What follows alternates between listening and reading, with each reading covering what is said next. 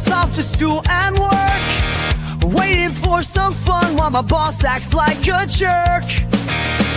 Pro show afternoons, midnight sketch can't come too soon. The afternoon sketch can't come too soon. But at night I'm filled with dread. I know just what I'll do instead. Come on and follow me. It's time, you see, for Lorn and Apollo. Time to laugh and learn. Come feel the burn of what the fandom was. What random fun doesn't escape. Isn't it great? Late night with Lorn and Apollo.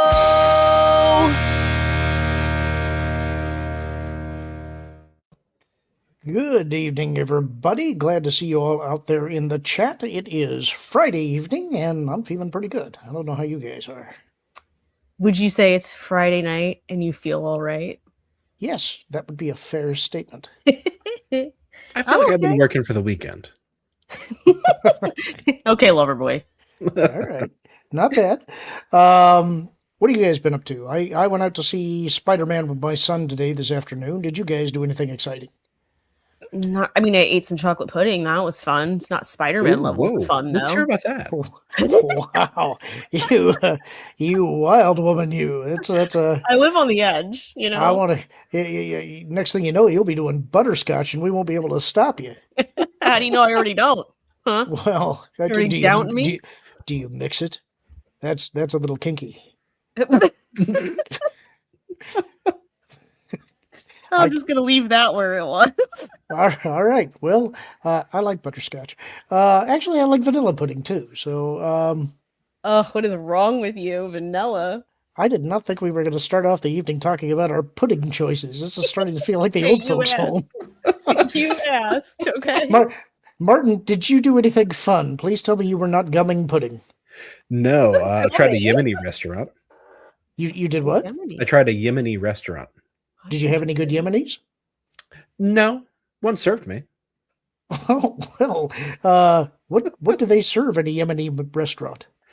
I had a lamb dish. It was pretty good. And I had something called Adani tea, which is like a black tea with cardamom and nutmeg and cinnamon. And it's brewed in condensed milk instead of water. So I'm going to ask you a question because I don't have a lot of experience with lamb. Everybody tells me lamb is good and that mutton is good. There is one time that my ex tried to prepare lamb. I don't even remember why. What I recall was that the apartment smelled like burned boot plastic. It was a vile smell and an even worse taste. And I ate it. I didn't want to insult her, you know, but privately I was insulting her in my mind. and I have always wondered, did she just prepare it really badly, or do I just really not like lamb? Your description sounds like her recipe may have been lacking. Okay, so my judgment of her stands. I remember thinking, my God, I don't know how you could intentionally create this smell, and I just sort of assumed that okay, I don't like lamb, but I've heard people say that it's really good. Well, it depends. I've had lamb that is spit roasted, kind of like a pork or like a pig. That's pretty good. Lamb is kind of like beef's slower cousin. Oh, okay. So it's not as good as a steak, but a lamb chop can be decent, prepared the right way. I don't even remember what the dish was. I want to say it was some kind of a meatball thing. I don't know. I don't remember. I just remember I did not like it vociferously. but did not like it, Sam. I tried it, but I still remember the smell, and it was not good. It was like this is something, a living thing should not have smelled this way. So I take it, is Yemeni food heavily lamb based, or was it just that particular dish? That dish was like a lemon couscous thing, which is actually not, I think, necessarily Yemeni, but it was good. All right, so I see. I see. Martin brings up his food, and it becomes connoisseur talk. But I talk about my chocolate pudding, and I get I, laughed at. I I was see how actually it is, Lord. I was just going to make the point that you guys had it all made. You've got some type of a Yemeni lamb dish followed with a very fancy chocolate pudding. That's So right. um, Nothing two but the great Chocolate finest pudding, I over like here. it. two great tastes that go great together. Um, For uh, our topic later, I do miss the 1980s and pudding pops. I do This too. is the third time Jello pudding pops have come up in the last week for me. The third time, and Eh, it's nostalgia-y every time. It's like, remember those? I loved those. all right, so I love pudding pops, and I completely agree with you. I would devour those things when I was a kid. But I want to ask because nobody besides me, I think, remembers this candy. Are you guys candy guys? Well, I Candy? am. She's not really. She's a lady. Do you like candy, Trish? Well, no, that Generally sounds speaking. creepy. Like there's an internet van waiting for her. Let me rephrase. Do you enjoy eating nerds? Yes, I do. What, people didn't remember nerds? No, no. Do you remember their cousin? Dweebs. Yes, somebody remembers them. Oh my God, I would kill to have a box of dweebs. I thought dweebs were the superior candy, and it just kills me that you can't get them now. I would legitimately kill a man to have dweebs. They were the larger ones, right? They were slightly larger, they were a little bit softer, and instead of 2 flavors in a box, you got 3.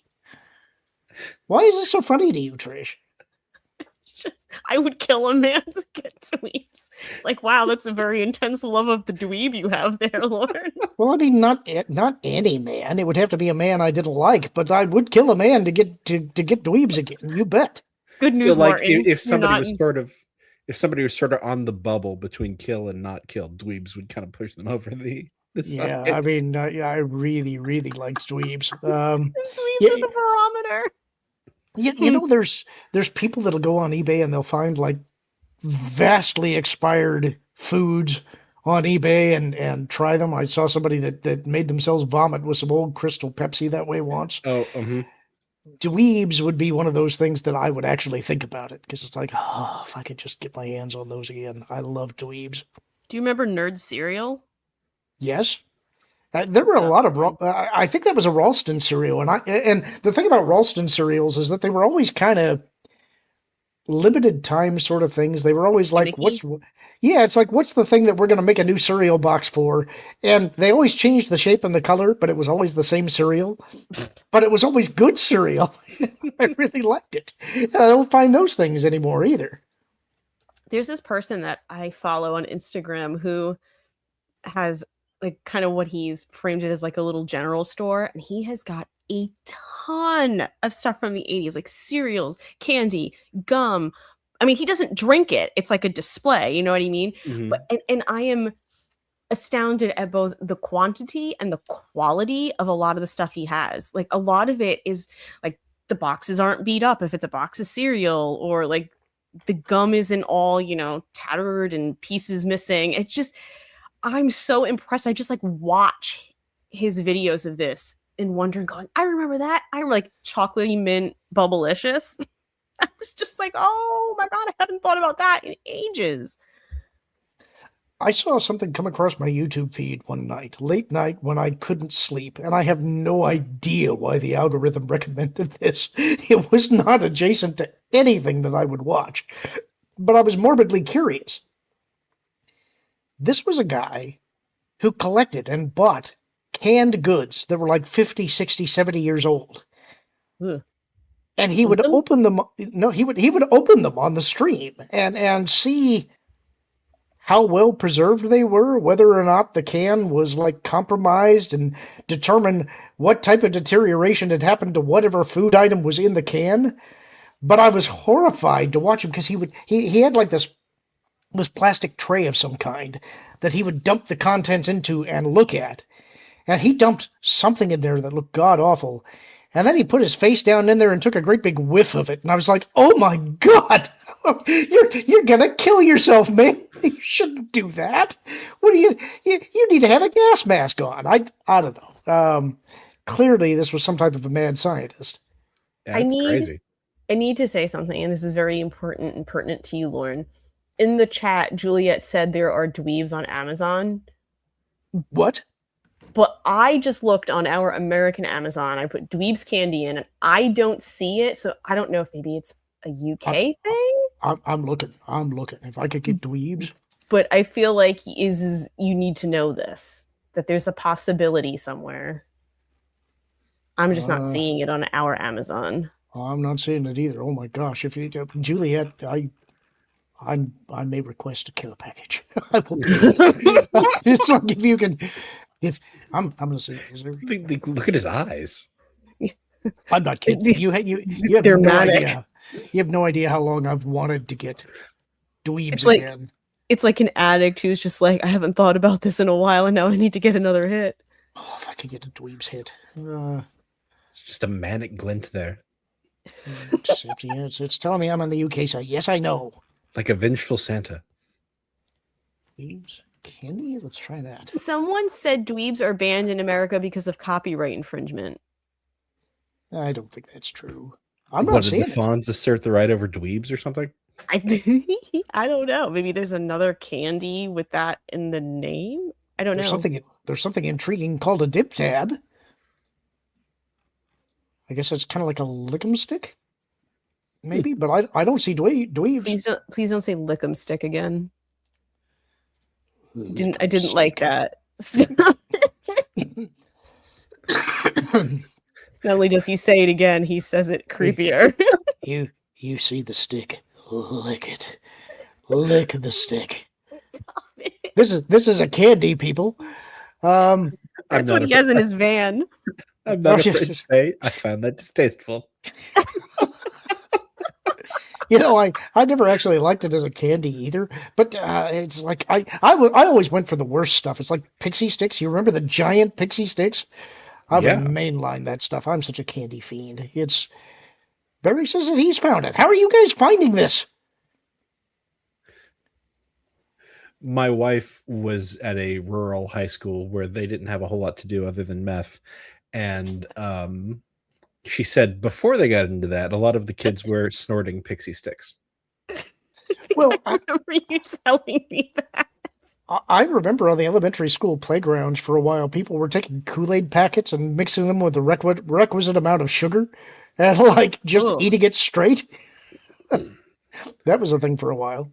See, now down here, there's actually a summertime treat where people will put Kool-Aid packets into pickle jars and mix that up, let it sit, and the pickles have a flavor to them. That's horrific. That's the desecration. I find that's heresy. I don't like it. Yeah, Madden is asking about remembering candy cigarettes. I do. It's like that, and they used to sell this stuff. I also remember Brock's for a while had some kind of a rock candy that was like it had a dinosaur mascot on it. I remember, and it was a purple candy shell, and inside was like gummy grape flavor, and it was really good. I liked those too. They were called. You don't remember that? No, Martin, you don't know this either? No. Yeah, they were called Brock's Rocks. Brock's Rocks. Yeah. Someone's a cheeky little poet in our marketing team. You don't know those, huh? Okay. If I saw them, I'll look it up. It might ring a bell if I see it. You know, Martin, this feels like we need to do a part 2 of Forgotten Candies. It does. We should have Lorn on as a special guest. We should, as long as he understands he can't talk about dweebs for an hour. No, I'll talk about lick'em sticks. Stop. There are all kinds of, and they still make these. What do they call them? Snickers? No, it's Candy Jewels. They're like a round gelatin sugar covered thing that I really like.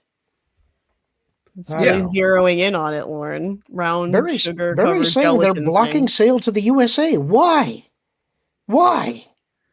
Why would you tempt me with that knowledge and then tell me I can't get it? This is going to be like a Shakespearean rage against the universe by the end of tonight. You know, I was already mad at the UK because of their politics, and now I'm furious. I want to launch Revolution 2.0. And I Lauren's going to wanna- be shouting like Nancy Kerrigan, why? It's like forget about separating from them. I want to go over there and kick their butts in their homeland. It's like give me dweebs. Or give me death. Sure. It's crazy. I have no idea why they would have those. I thought they were completely discontinued. I didn't think they were made at all anymore. By the way, you remember Wonka bars? Mhm. Yeah. A couple different incarnations of those. Those Can't we get talked those about. anymore either. Miss those too. And I used to be able to get what I think was an Australian import called a Violet Crumble. You ever seen one of those? No. No. Oh, those were really good. I like the kinda, Lion Bar. That's a good one. The Violet Crumble was kind of like a toasted marshmallow. So it was like it was toasted. It was like a hard nougat on the inside, and then it was wrapped in chocolate.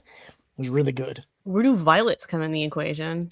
It was a purple wrapper. I don't Oh, know okay. why else they would call it that, but it was really good.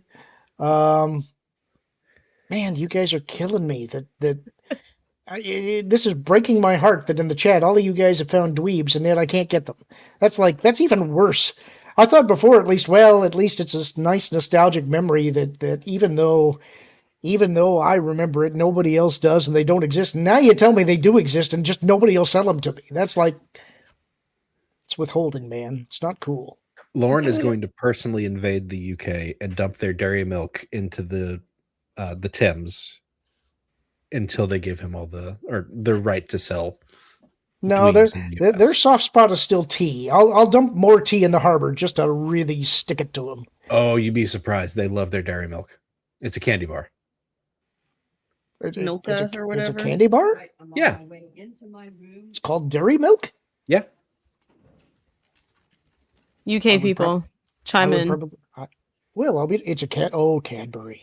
Cadbury chocolate is the best. So I can understand why they would like it. I agree. Cadbury is superior chocolate. But I will mainline Cadbury cream eggs. You want to see me turn into a complete degenerate? There you go. That's the way I to like do the it. chocolate ones. The I chocolate do too. in the I middle. prefer the chocolate to the regular. Yeah. But I miss the commercials with the bunnies. Oh, yeah. Did they The just ones stop that playing the ones it that full- clucked? Yeah. The bunny chicken hybrids? That has been around like my entire life. I'm sure for 15 years they ran the same commercial over and over again. I think it was probably more like 25 or 30. I feel like that commercial has been around as long as I can remember. That But then and again, the, I also think candy corn was produced one time in the 1950s and has just been continued to be sold. You know that Pro has been lugging around bags of candy corn to torment culture with every time that we go back there. No. why does he Culture. hate it or something? Oh, he absolutely hates it, and Pro keeps trying to foist them on him. I actually like candy corn, so I'll eat them while I'm there, but it's the same bags, you know? I don't mind candy corn, but it's like I have like 2 pieces and then I'm good for an entire season. You can if you get candy corn at like a specialty confectioner's, it's even better.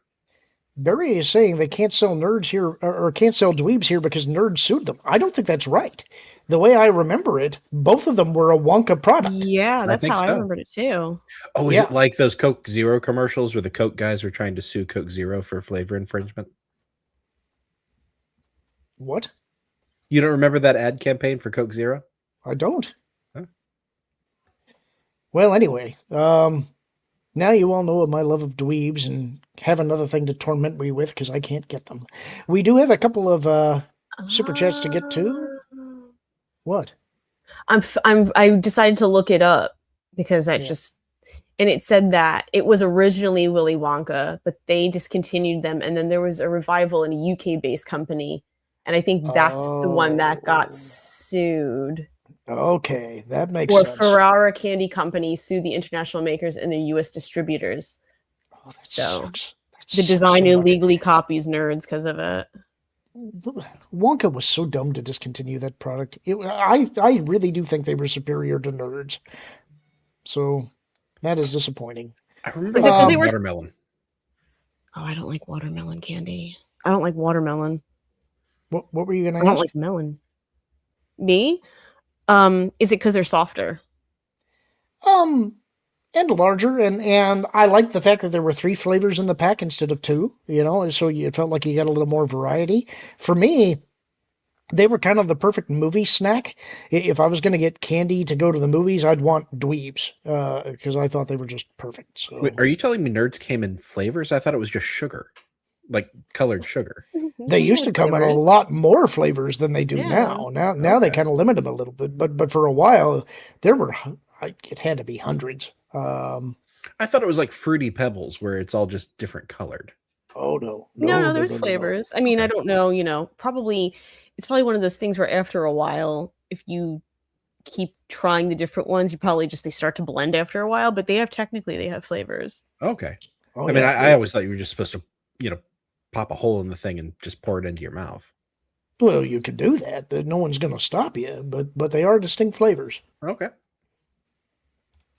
We got from Juliet for £5 sterling. Morning late night live with Lorn, Apollo, and chat. Or morning late night live with Lorn, Apollo, and chat. Like, subscribe, wine glass, share, and I think that's a milkshake. I don't know. Whatever it is, it's Brings more tasty. boys to the yard. Yeah. And Mark Fields for $1.99 saying, keep up the awesome work. Positive vibes. Thank you, sir. Always you, Mark. appreciate it. And I did finally get the video that you sent. I sent a reply to you. I don't know if you've seen it yet. Our topic for tonight is going to be 80s after school and weekend cartoons and toys that were associated with them. A lot of that is because I've really been on kind of a He-Man kick because I really liked the Masters of the Universe movie, and we had a pretty good discussion about that the other night. But before we get to that, we do have some other stories to get to. The first one is, actually, I need to scroll back up to the top of it, and it's kind of weird. It looks like it's formatting a little odd, so sorry about that. How dare you have it formatted wrong, Lorn? All right, here we go. Joyce Carol Oates defends Christopher Nolan's The Odyssey by comparing feminist author Emily Wilson to MAGA folks after a harsh review. So we just say things now? This is rich. It's like word salad. Christopher Nolan's The Odyssey has inspired passionate reactions from audiences, critics, and scholars alike, but perhaps no exchange has been stranger than the latest clash between acclaimed novelist Joyce Carol Oates and feminist Homer translator Emily Wilson. After Wilson published a blistering review of Nolan's blockbuster, Oates leapt to the director's defense, accusing Wilson of speaking in the crude language of MAGA folks, instead of engaging in a collegial discussion about Homer's epic. The accusation immediately stood out, not only because it injects American partisan politics into a debate over a Greek epic, but because Wilson herself is one of the last people anyone would reasonably associate with the MAGA movement. Wilson, whose 2017 feminist translation of The Odyssey became a bestseller and was publicly praised by Nolan during the development of the film, offered one of the harshest reviews the movie has received. Among other criticisms, she wrote that Nolan's adaptation suffered from grandiosity and superficiality, criticized the script and characterization, and even remarked that she would be ashamed to have written any part of this script. Whether readers agree with Wilson or not, the review was unmistakably a critique of the film itself. She explained why she believed Nolan's adaptation failed as both cinema and as an interpretation of Homer. That is, after all, what critics do. Rather than directly rebutting Wilson's arguments, Oates focused on the tone of the review. Writing on X, Oates said, "Rather than disagreeing with interpretations of Homer in a collegial manner, this person, who has benefited enormously from Nolan's film, speaks in the crude language of MAGA folks, attacking someone with ideas that differ from hers." She continued, "One would expect a translator of all people, beholden to a text, in service to a text, to be just a wee bit more thoughtful and respectful of others who are acting in good faith, just as she would claim she is." Instead of explaining why she believed Wilson misunderstood Nolan's artistic choice or Homer's themes, Oates framed the very act of forceful criticism as resembling political rhetoric. The comparison is especially odd given Wilson's own reputation. Wilson is not known as a conservative commentator. Quite the opposite. She's built her academic career around feminist scholarship and progressive interpretations of classical literature. Her translation of the Odyssey famously opened with, "Tell me about a complicated man," a deliberate departure from more traditional translations and one that sparked years of discussion about gender, language, and interpretation. She's frequently written and lectured about women in Greek literature, gender dynamics, and the cultural assumptions embedded in classical texts. In other words, Joyce Carol Oates was using MAGA folks as shorthand for someone whose criticism she considered too harsh. That raises an uncomfortable question. If someone as progressive as Emily Wilson could suddenly be likened to MAGA folks simply for criticizing Christopher Nolan's film, what does that say about the boundaries of acceptable criticism? Wilson's review is undeniably severe, dismissive, and at times almost merciless. None of that makes it illegitimate. Film criticism has never been required to be polite. Some of the greatest critics in history built their reputations on devastating reviews of films they believe failed artistically. The proper response to criticism is to challenge the arguments being made. It's not to imply the critic sounds like one's political opponents. Yet that increasingly appears to be the instinct surrounding major prestige projects. Rather than engaging with Wilson's points about characterization, dialogue, pacing, or Nolan's interpretation of Homer, the conversation shifts towards whether she was sufficiently respectful in expressing those opinions. There's another irony in Oates' response. Christopher Nolan is arguably the most celebrated filmmaker working today. The Odyssey has been both a critical darling and an enormous commercial success, rapidly climbing towards the billion-dollar mark at the global box office. Despite that success, some supporters appear remarkably uncomfortable with the idea that one of the world's foremost Homer scholars simply didn't like the movie. Wilson's review has become controversial not because she offered an unusual opinion, but because she refused to temper it. Instead of treating that as part of the normal exchange of artistic ideas, Oates effectively suggested Wilson's rhetoric resembled that of a political movement she clearly intended as a pejorative. The broader episode speaks to a pattern that has become increasingly familiar in entertainment. Prestige projects are often celebrated as bold artistic achievements, while criticism is expected to remain measured, respectful, and deferential. When criticism becomes too sharp, the conversation often shifts away from the substance of the critique and towards the character, motives, or tone of the critic. That's exactly what happened here. Emily Wilson offered an uncompromising review of Christopher Nolan's The Odyssey. Readers are free to agree with every word she wrote, reject it entirely, or fall somewhere in between. What they shouldn't have to accept is the idea that honest criticism somehow becomes suspect simply because it's blunt. If one of the world's best-known feminist scholars can suddenly be compared to MAGA folks for disliking one of Hollywood's most celebrated films, it suggests the real issue isn't politics. It's that in some corners of the entertainment world, prestigious filmmakers are increasingly expected to be insulated from harsh criticism. And I would note as well, one of my favorite critiques came when Roger Ebert had to review a film called, I think it was it The Bad Bunny? The Velvet Bunny? Do you know the one I'm talking about, Martin? Brown Bunny? The Brown Bunny. Yeah, Brown Bunny. The Brown Bunny. He savaged this film for a variety of reasons that were pretty much legitimate, I think. And the director wrote a scathing review of Ebert, mocking him for being fat. And Ebert's rebuttal of that rebuttal was, "It is true that I am fat, but one day I will not be. And on that same day, he will still be the director of The Brown Bunny." Which I thought was pithy. So, anyway, what's your guys' take on this? I think this was Oates policing her side more than anything else. You think she was feeling her oats? I think that MAGA as an accusation is like any number of other accusations of, cast off political movements that you get accused of being a fascist or what have you, because you differ on some point. You don't even have to actually subscribe to the tenets of the thing you're being accused of. It's just, this is a bad thing. You are bad. Trish? Forgive me if it was said in the story because I was multitasking with listening in the chat, but she said, oh, she's one of those MAGA folks because it was a differing whatever. And I'm thinking, you're attacking her for saying Well, she you're didn't say she was MAGA. She said she was using MAGA's language. yeah, which And is that's why her, I say it's her criticizing yeah. her for criticizing Nolan. So she's criticizing the fact that that woman criticized Nolan. And it's like, you don't see what's happening here is like, you didn't like that she dare criticize it because it doesn't fall in line. And you're like, oh, that's MAGA folks. It's exactly what she did. Mhm. And I think there's a good possibility here that Wilson may not necessarily be sincere in her criticism. It may be that she just wanted to distance herself from the project so that she didn't get similarly tarred for the interpretation.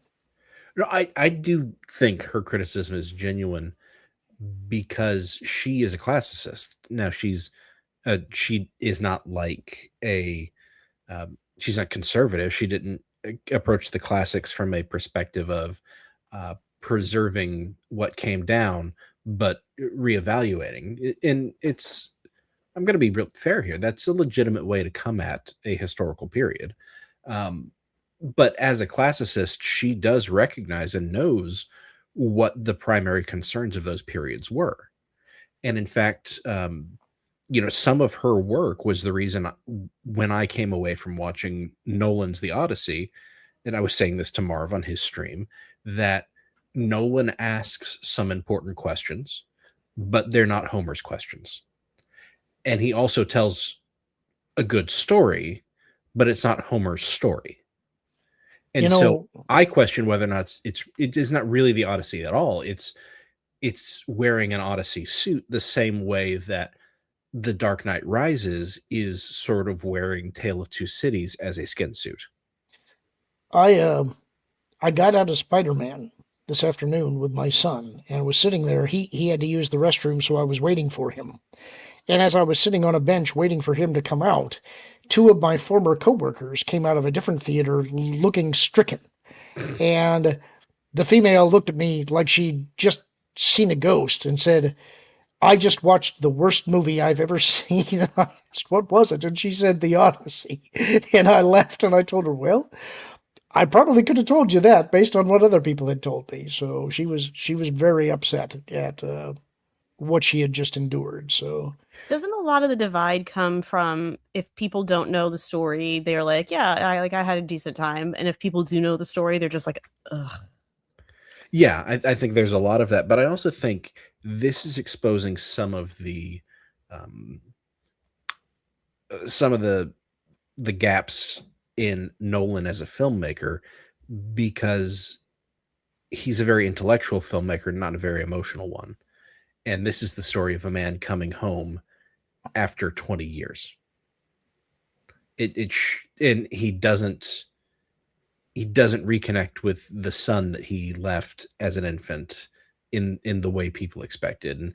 And even his reconnecting with his wife is a little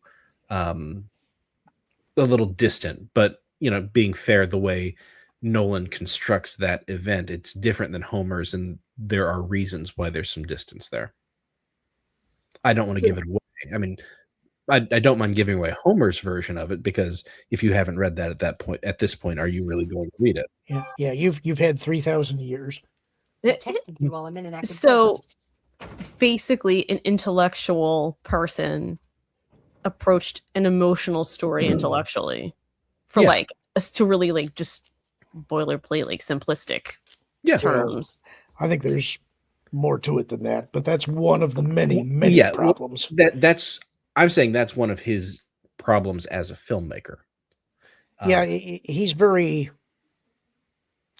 dry. He's not a guy that really gets. It's possible that he's Vulcan. Did you hear that his brother was involved in a possible murder and international intrigue? His older brother, not the one who's a writer with him. International intrigue? Yes. Like he's a diplomat? So no, like he was like working on behalf of a government in a clandestine manner and executed something for Her Majesty's Secret Service and gets away with it because he's an agent? No, more like he's a businessman who was in a deal that kind of went sideways, and then he shows up in another country and then somebody involved in that disappears. And then he tried to escape federal custody. You haven't heard about any of this? I think this is Matthew. Is his brother's name Bruce? Matthew Nolan, I think. And no, this is the first I'm hearing of that. What a shame. Our next story. Sony knew gamers would rage over ending physical discs. Restricted employees, says Alana Pierce. Game sizes are going up and hard drives are skyrocketing in price. You will own nothing and pay more, reads one response to Sony's official announcement that it will end the production of physical discs by January 2028. You will own nothing and be happy seems to be less and less like a conspiracy theory, reads another user response. These two posters pretty much sum up the overall negative reaction to the announcement from gamers across the globe, but Sony hasn't even flinched, and gaming reporter Alana Pierce could have just given us the reason why. Quoting an inside source, Pierce has given insights into why Sony anticipated the major backlash, but chose to simply ignore gamers and even restricted employees from engaging with frustrated fans. Sony already knew everyone would be pissed off. They knew this. People working at PlayStation first-party studios told me that Sony had the strictest social media guidelines for this particular thing that they've ever seen issued. Sony does somewhat regularly tell employees what they can or can't say about certain things, Pierce said in the YouTube video explaining why Sony isn't moved, even by the massive online campaign called Save Physical, which has garnered over 350,000 signatures on Change.org. The threat of a boycott next month doesn't seem to have given them pause either. I was under a lot of guidelines when I was working on God of War Lofty. I still am. And they did send me guidelines regarding what I could say on the day that the game was announced, but in this instance, it is apparent the strictest the employees I spoke to have ever seen regarding public communications. They would only have done this if they knew it was going to be an enormous PR issue. This is no surprise to them, she added, having worked as a writer on the game. According to Pierce, Sony's real customers are the stock market rather than the gamers, and as long as investors respond positively to the shift to discless gaming, which they have, Sony has no reason to reverse its decision. Pierce also explained how the shift to digital-only games will give Sony better control of their stores, which is one of the reasons why we are opposing it, is because there's no competition on their platform, with Sony getting a bigger cut of the sales revenue. She further stated that Sony can now use the resources used to manufacture discs for other purposes, specifically to boost their focus on cloud storage and AI data centers, which are the company's priority, which I would also warn against. Sony claims that physical software sales account for only 3% of the company's total sales, which it largely considers insignificant. Most industry experts have since admitted that Sony is only reacting to consumer trends and that the decision to ditch physical discs was inevitable. However, many fans who enjoy collecting and owning their games have raised multiple online campaigns to try to force Sony's hand. Alana Pierce's comments have shed more light on the decision, with Sony seemingly ready to continue pouring cold water on the dissenting voices and restricted its employees and their ability to comment about the situation. So, nothing really new here, but it's nice to hear some additional confirmation that they are focusing on avenues which I think will ultimately lead to probably you having no physical hardware at all. They're trying to push pretty aggressively to what I think will be a fully cloud experience. Mm-hmm. What say you all, plus Kevin? Don't buy the freaking games. Don't give Sony your money. Why more people need to adhere to that. It's like, why are we being shocked that they only care about the shareholders? Don't give them the money. Well, what is shocking is that they once took a completely different stance when they mocked Xbox about how you would share their games. At one point, they understood that this gave them a competitive advantage. And there's a later story that we have here that we'll talk about that seems like Xbox is potentially going to capitalize on their misstep here. Good for them. There was nothing more humiliating than at E3 when they said, this is how you share your games, and then they handed someone a physical copy.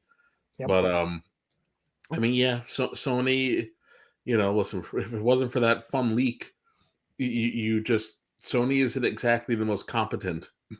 And they aren't exactly the most savvy when it comes to navigating what their what their customers want versus what the immediate need for profit dictates.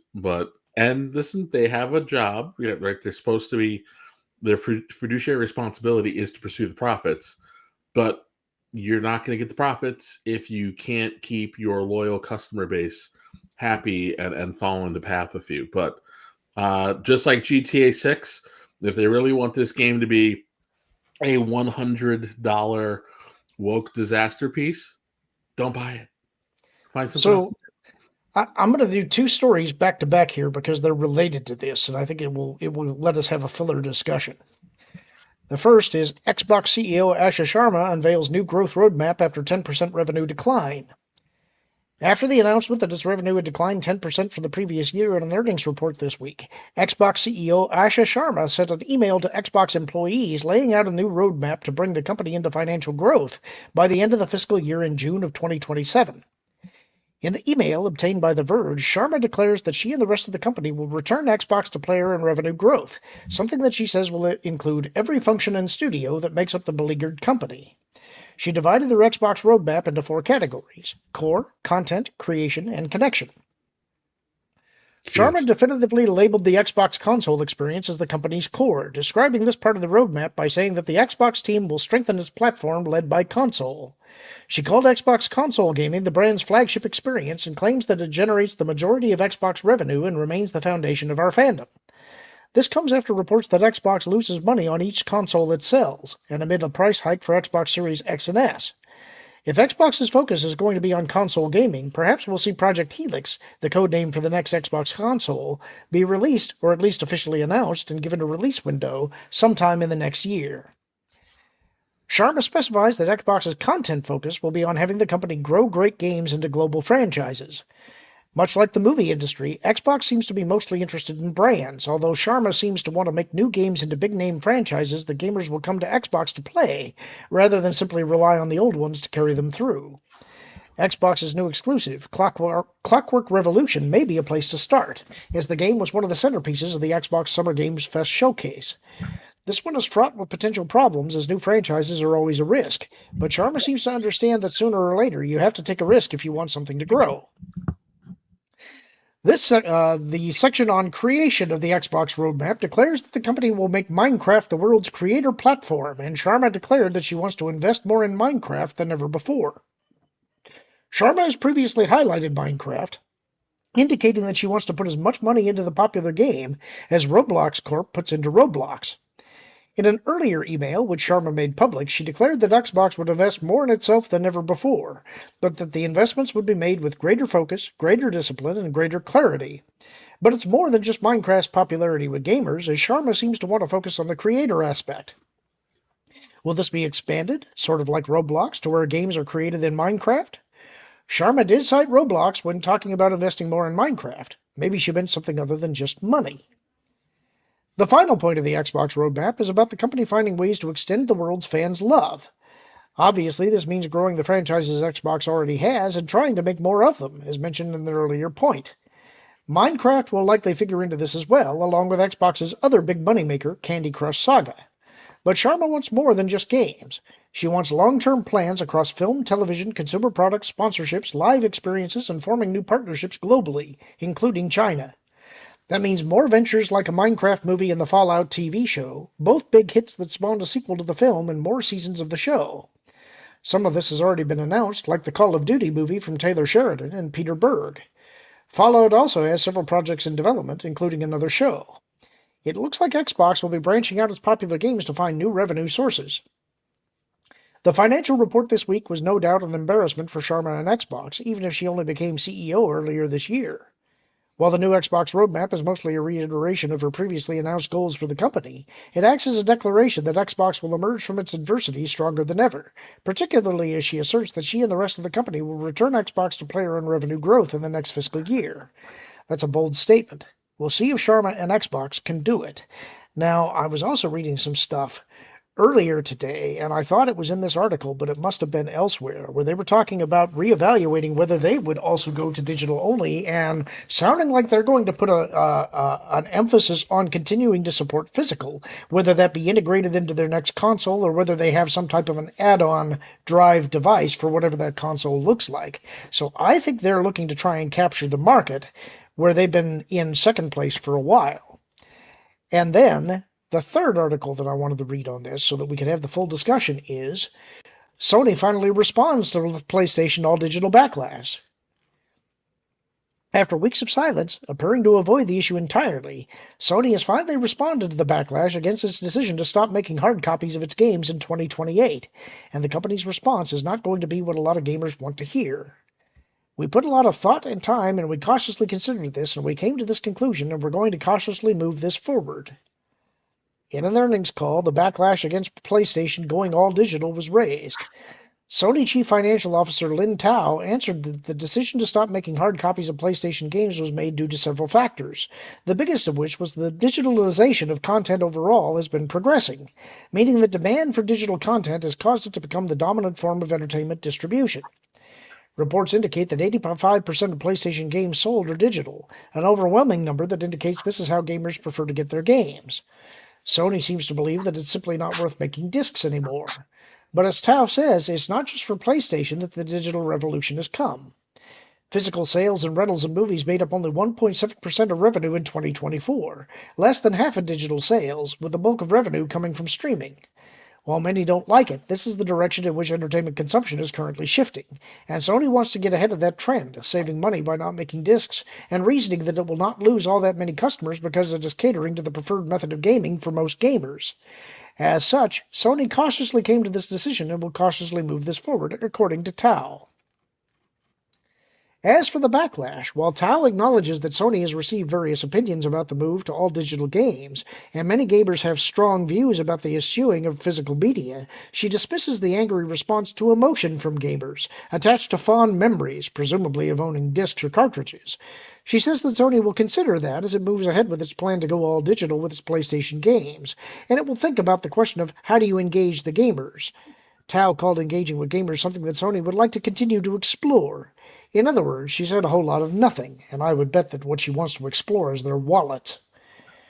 What this response from Sony means is that, as it stands, the switch to all-digital PlayStation games is happening whether gamers like it or not. Sony doesn't seem interested in any of the arguments against it or the backlash from its customers.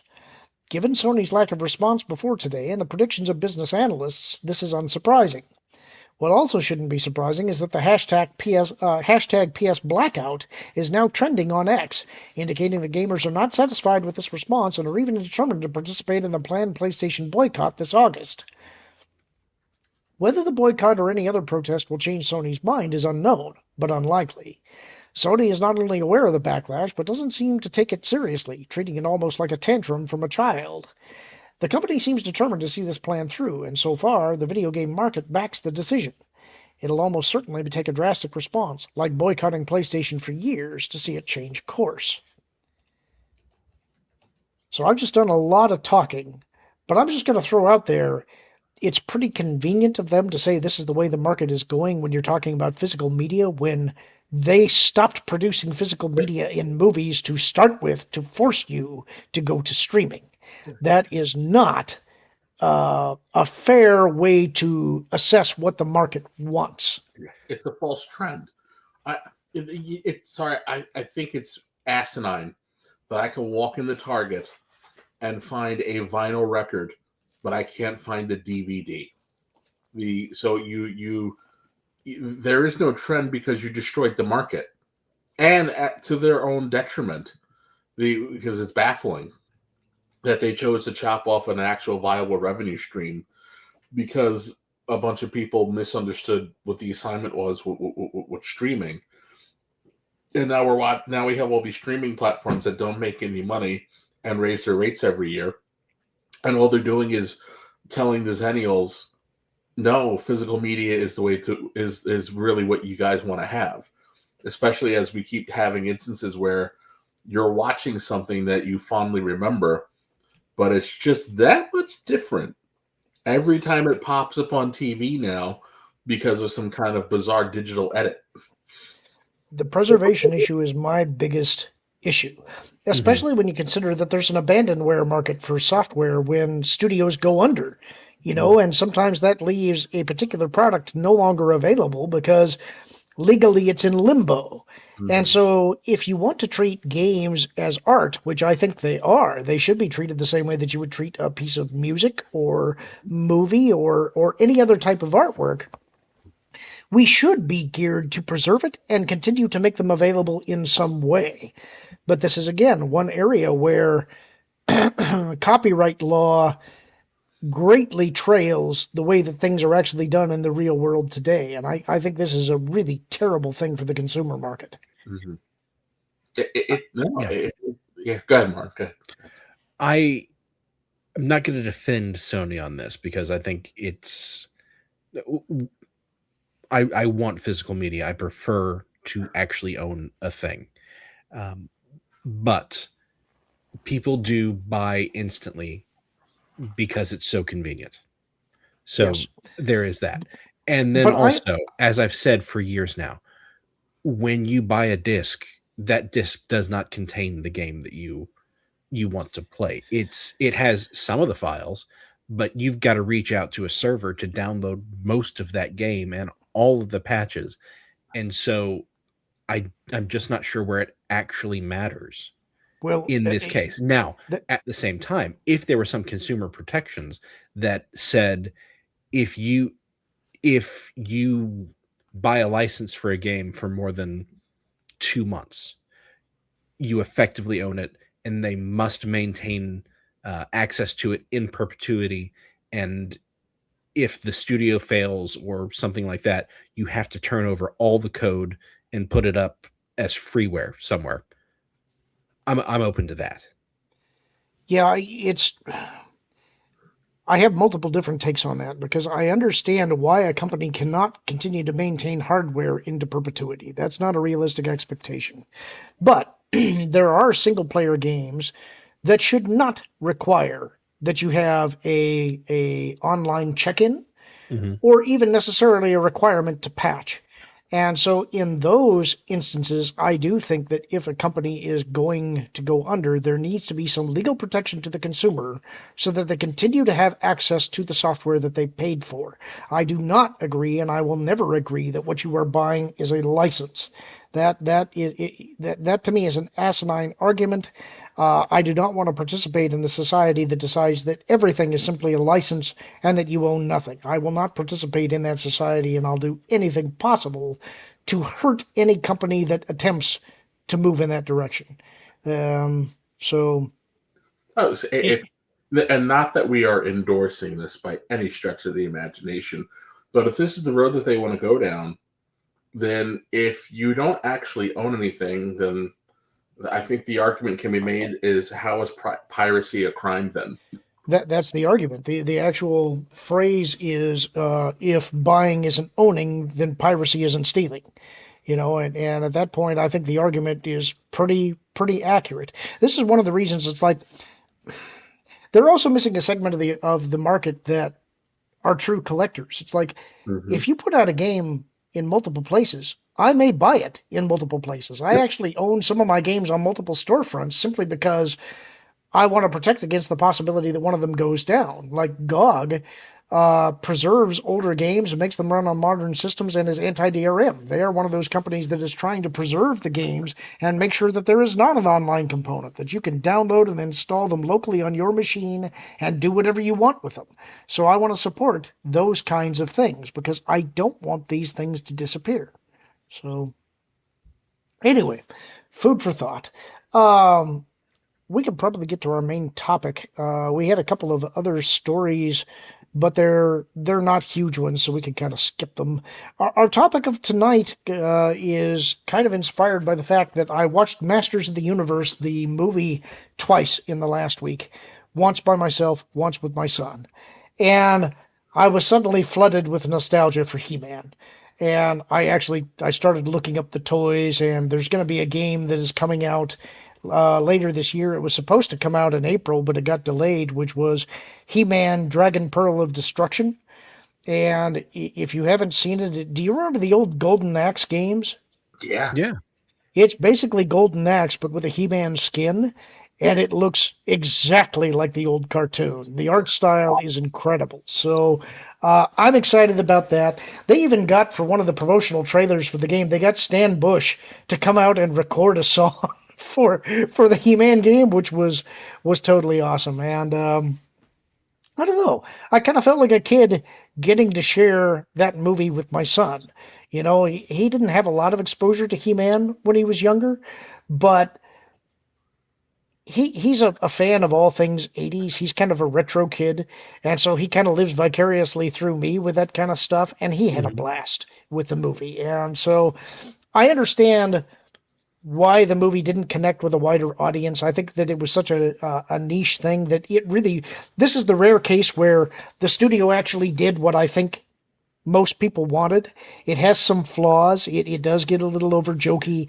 It's a little on the nose too much a couple of times, but the characters were true to their incarnations in the animated show. Um, they looked like the toys.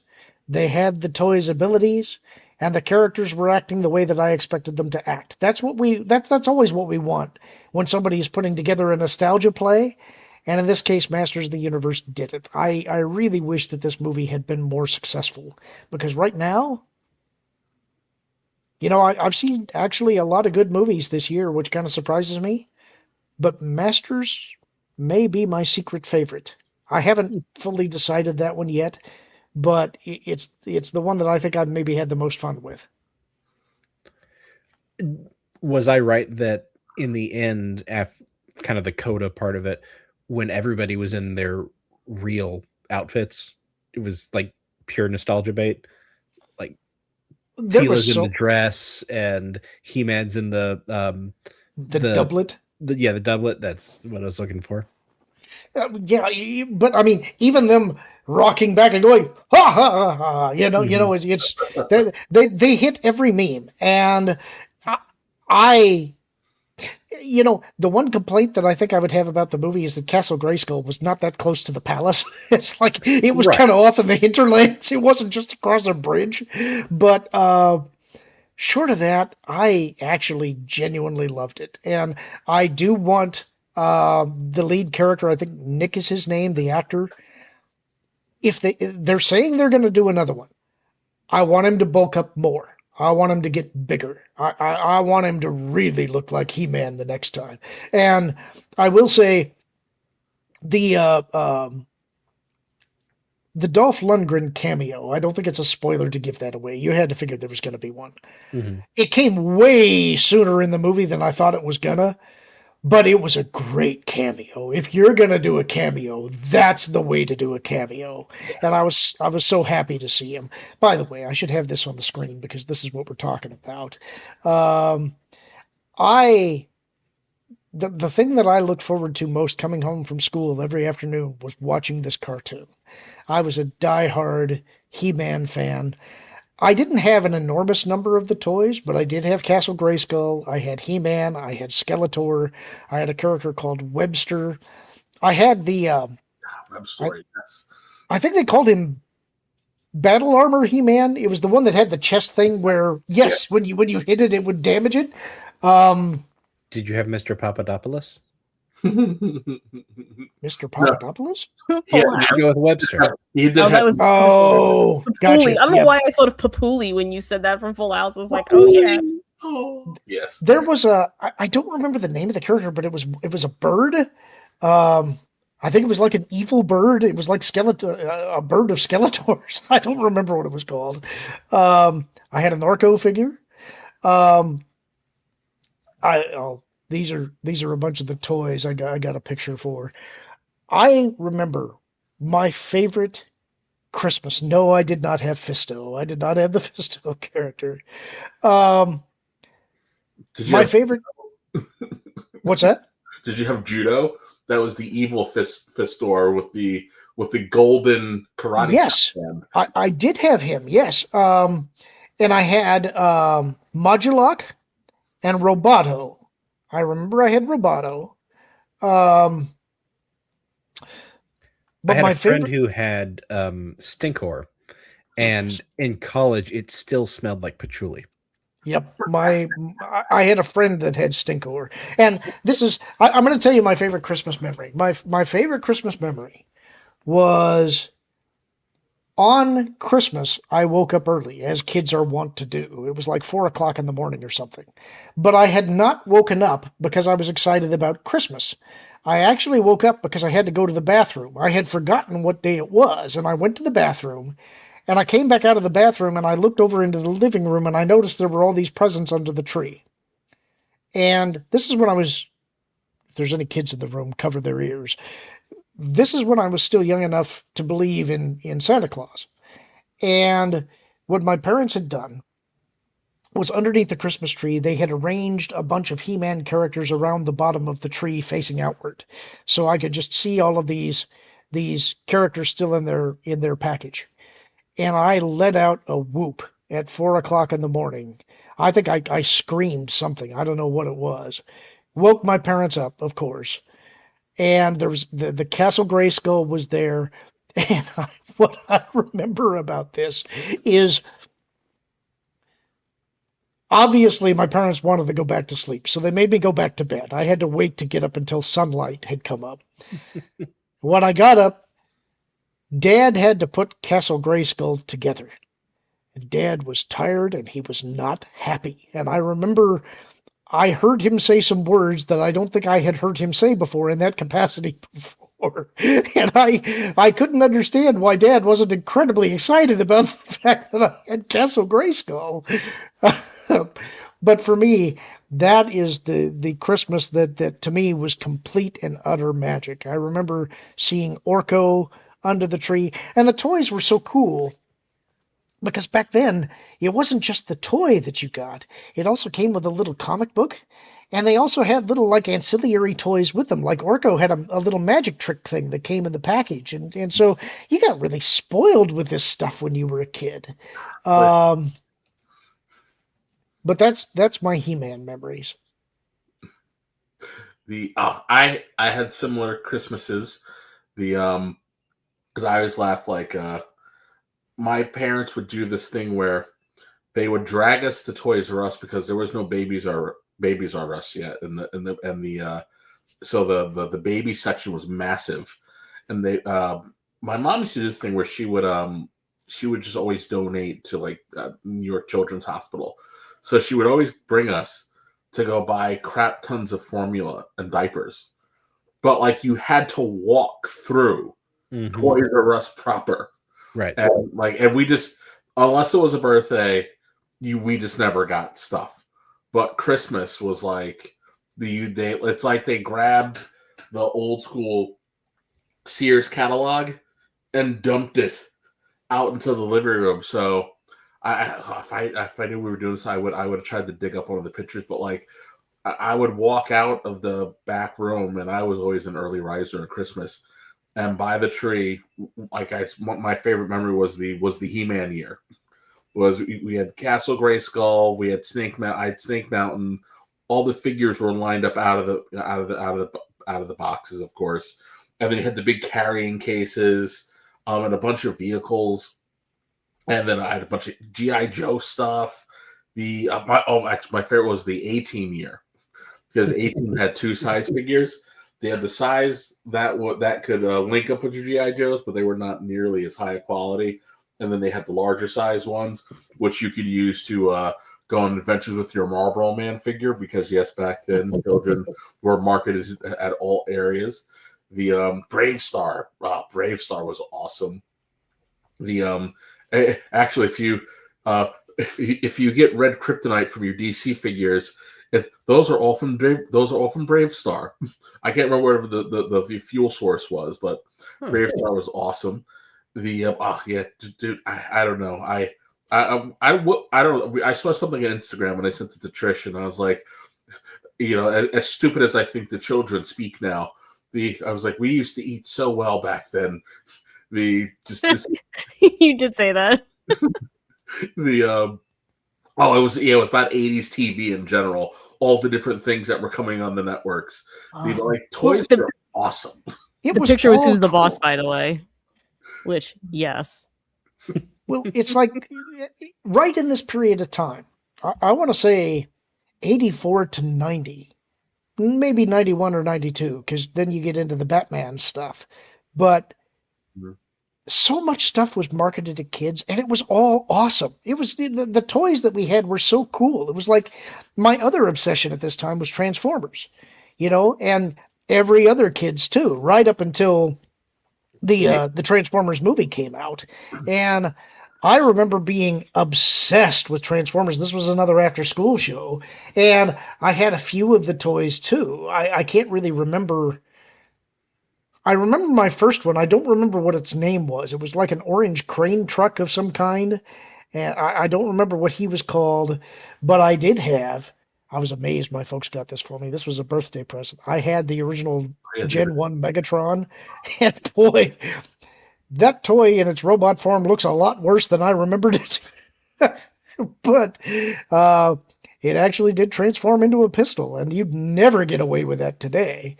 Um, Was it and it's grapple? amazing. Was that the truck? Yes, I think it was. Yeah.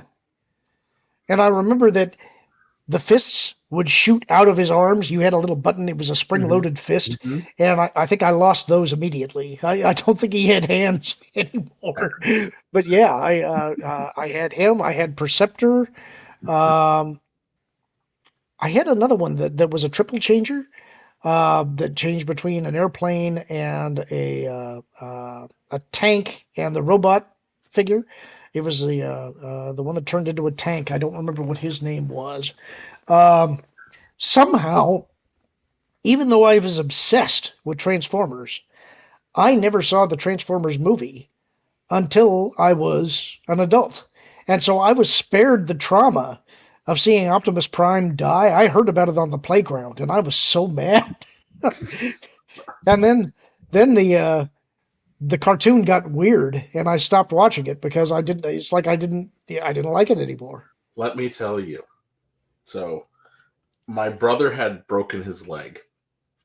We were doing something, and it was actually my sister's fault. But because he was in the hospital, my dad was like, "Well, I'll just take everybody to the movies," and we're sitting in Transformers the movie, and he goes, "You have to touch," and everything's awesome, and then all of a sudden, it's not awesome anymore, and I was inconsolable. So my father grabbed me by my belt and dragged me into Flight of the Navigator. And we watched Flight of the Navigator, and then like a week later, we went back in for Transformers the movie round 2 because I was prepared for it. But then, then you get back, and the next year, the cartoon gets super weird because listen, Rodimus Prime was lame. And then, the immediate pivot to, oh my God, we should not have killed everybody's favorite character because the letter writing campaign was epic. Yeah, that probably was a mistake. One of my first articles on that Park Place was actually describing how what the Star Wars trilogy, the sequel trilogy had done was repeated the mistakes of both He-Man and Transformers because both of those toy lines killed themselves. He-Man when they introduced She-Ra and suddenly all the boys thought that it was uncool because girls had cooties and they didn't want to play with them. And Transformers because the toy execs did not understand that people were actually connecting with the characters because of the cartoon. They saw it just as an advertisement, and they didn't understand that Optimus Prime was Robot Daddy, and we got to watch our Robot Daddy killed on screen. Watch out, AI is going to tag that. Well, the best part is, it's not even like he just died. He changed color. Yep. Just to drive it home. But and then don't forget, and then they bring him back, but now he's an insane zombie who burns up while flying into the sun. And then they go, wait, we can't do that. So then they resurrect him 3 episodes later. I assume you've seen the 40th anniversary trailer. So they're adding an epilogue, right? They're actually going to address it. They've been calling it the Apology Tour, and they are adding footage to the 40th anniversary release of the movie. So I'm looking forward to going to see it. Okay. I'm You, pretty, you didn't see that, Martin? No, I didn't see that. Yeah, so they show you in the trailer, they cut to the scene of Gray and Ash and Optimus Prime floating in space, and then you see his fingers twitch, and then it cuts to black. So they're doing something there. the I'm pretty sure that the Transformers debacle crushed My Little Pony because that movie bombed, and then fortunately they thought otherwise and made a last minute change to GI Joe the movie, which didn't come out in theaters like it should have. But oh my goodness, did that make for an awesome Easter Sunday morning surprise? And I Wait, think it's what was Marv that G.I. says Joe it has the supposed to best be? introduction ever. Oh, Serpentor was supposed to kill Duke during the escape. And it was too late in the game to change the animation, so they just redubbed it and had Scarlet say that he was in a coma. And then at the end, when they're celebrating, they had Doc say that Duke was now out of his coma, and that's how they worked around the Duke's death. I do respect that in the 1980s they decided that children needed to know the pain of loss and that life will at some point just keep taking from you.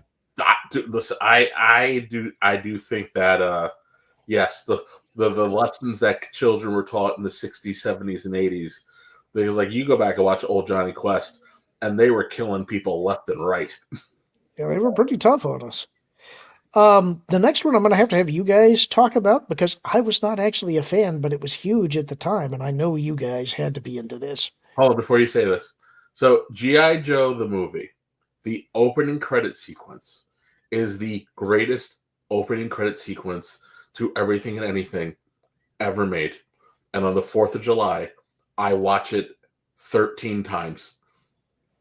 One for each colony? Yes, one for each colony. And if I am bored, I will watch it, and it always brings a tear to my eye because it just makes me so genuinely happy. All right.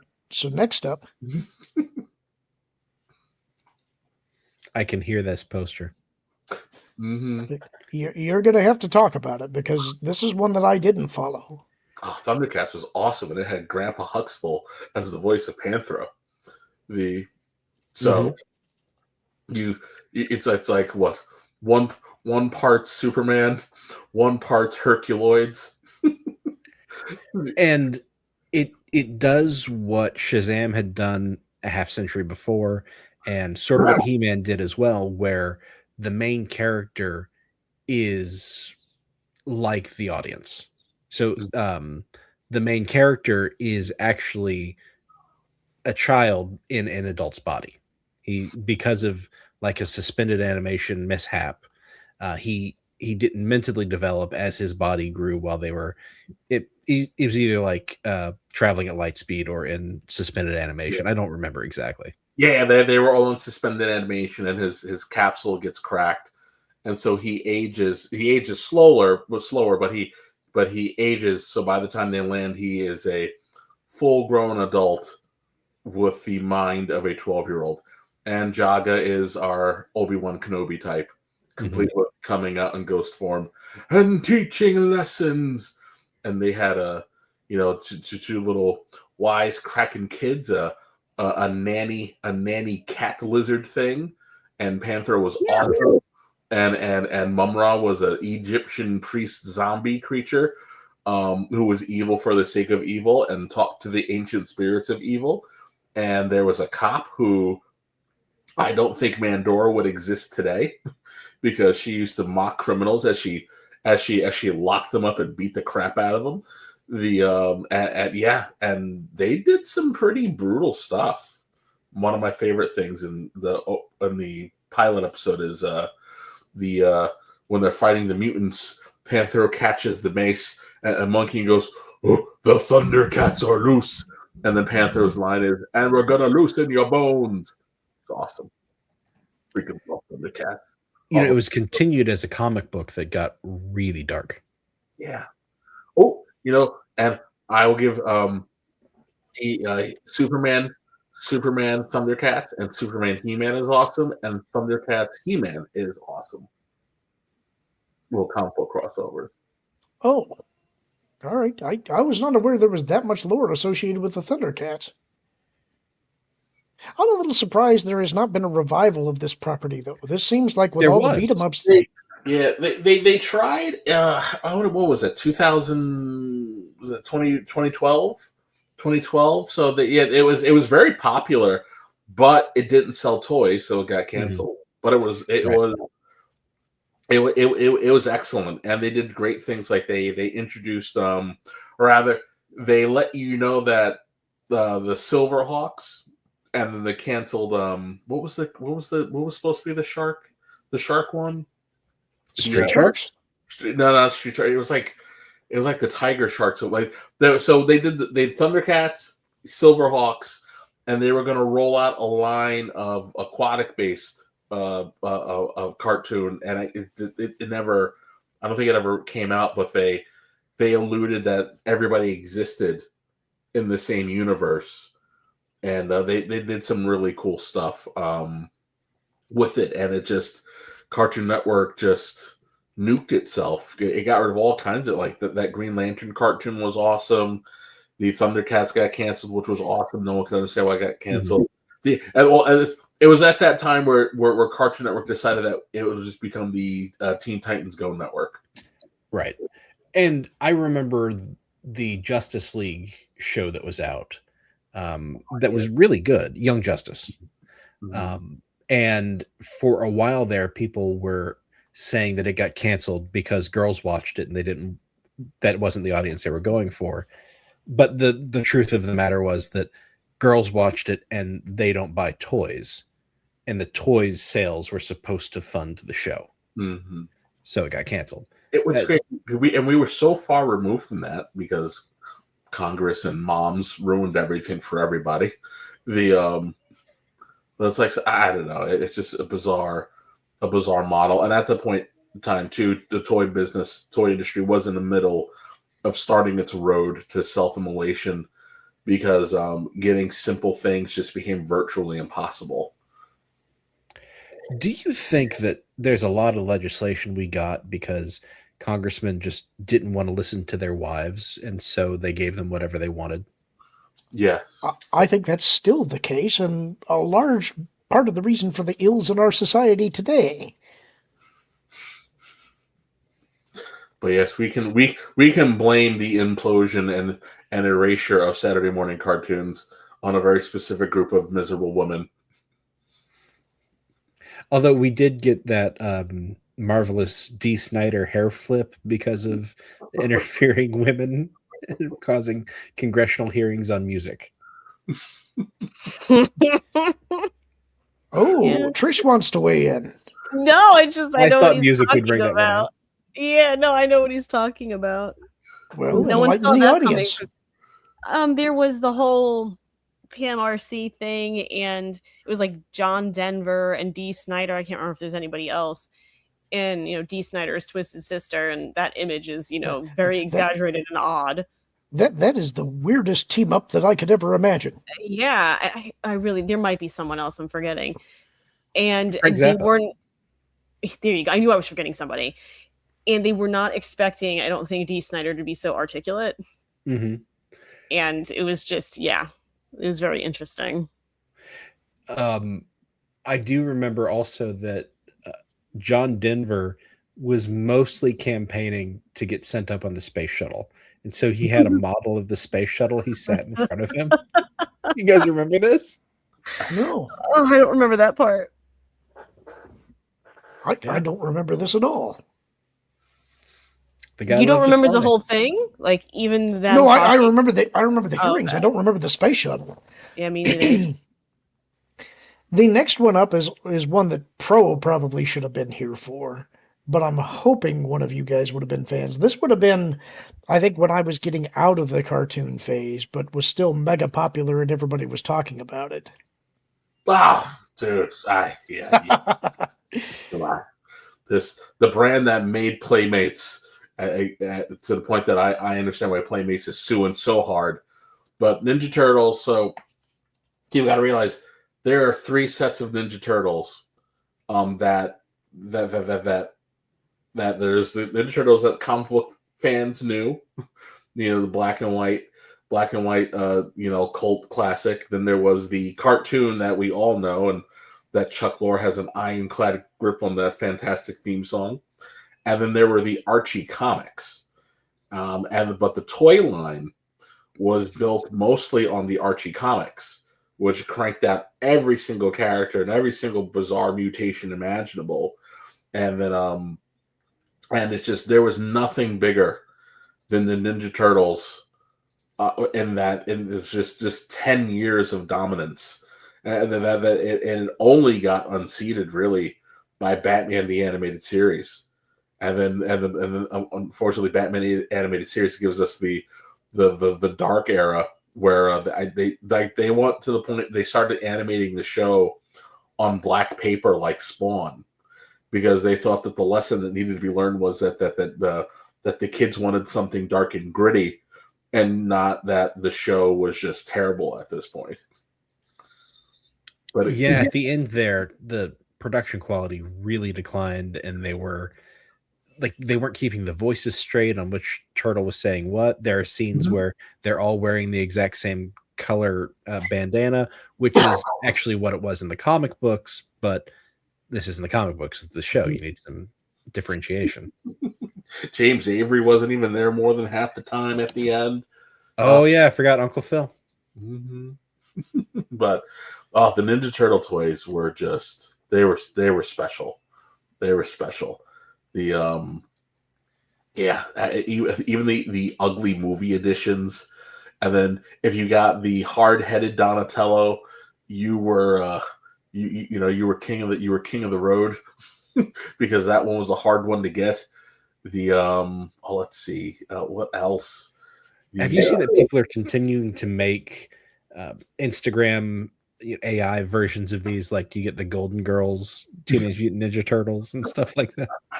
Well, because at one point they started, and we're in the middle of the craze.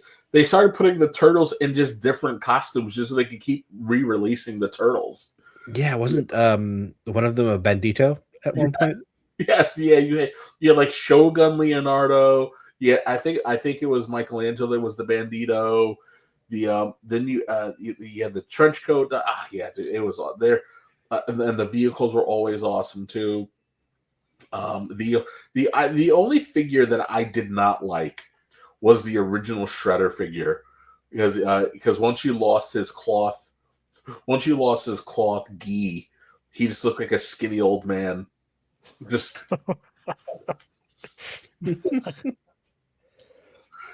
So, Martin, the next one is yours. You had brought this one up. I totally forgot about this until you mentioned it. Yeah.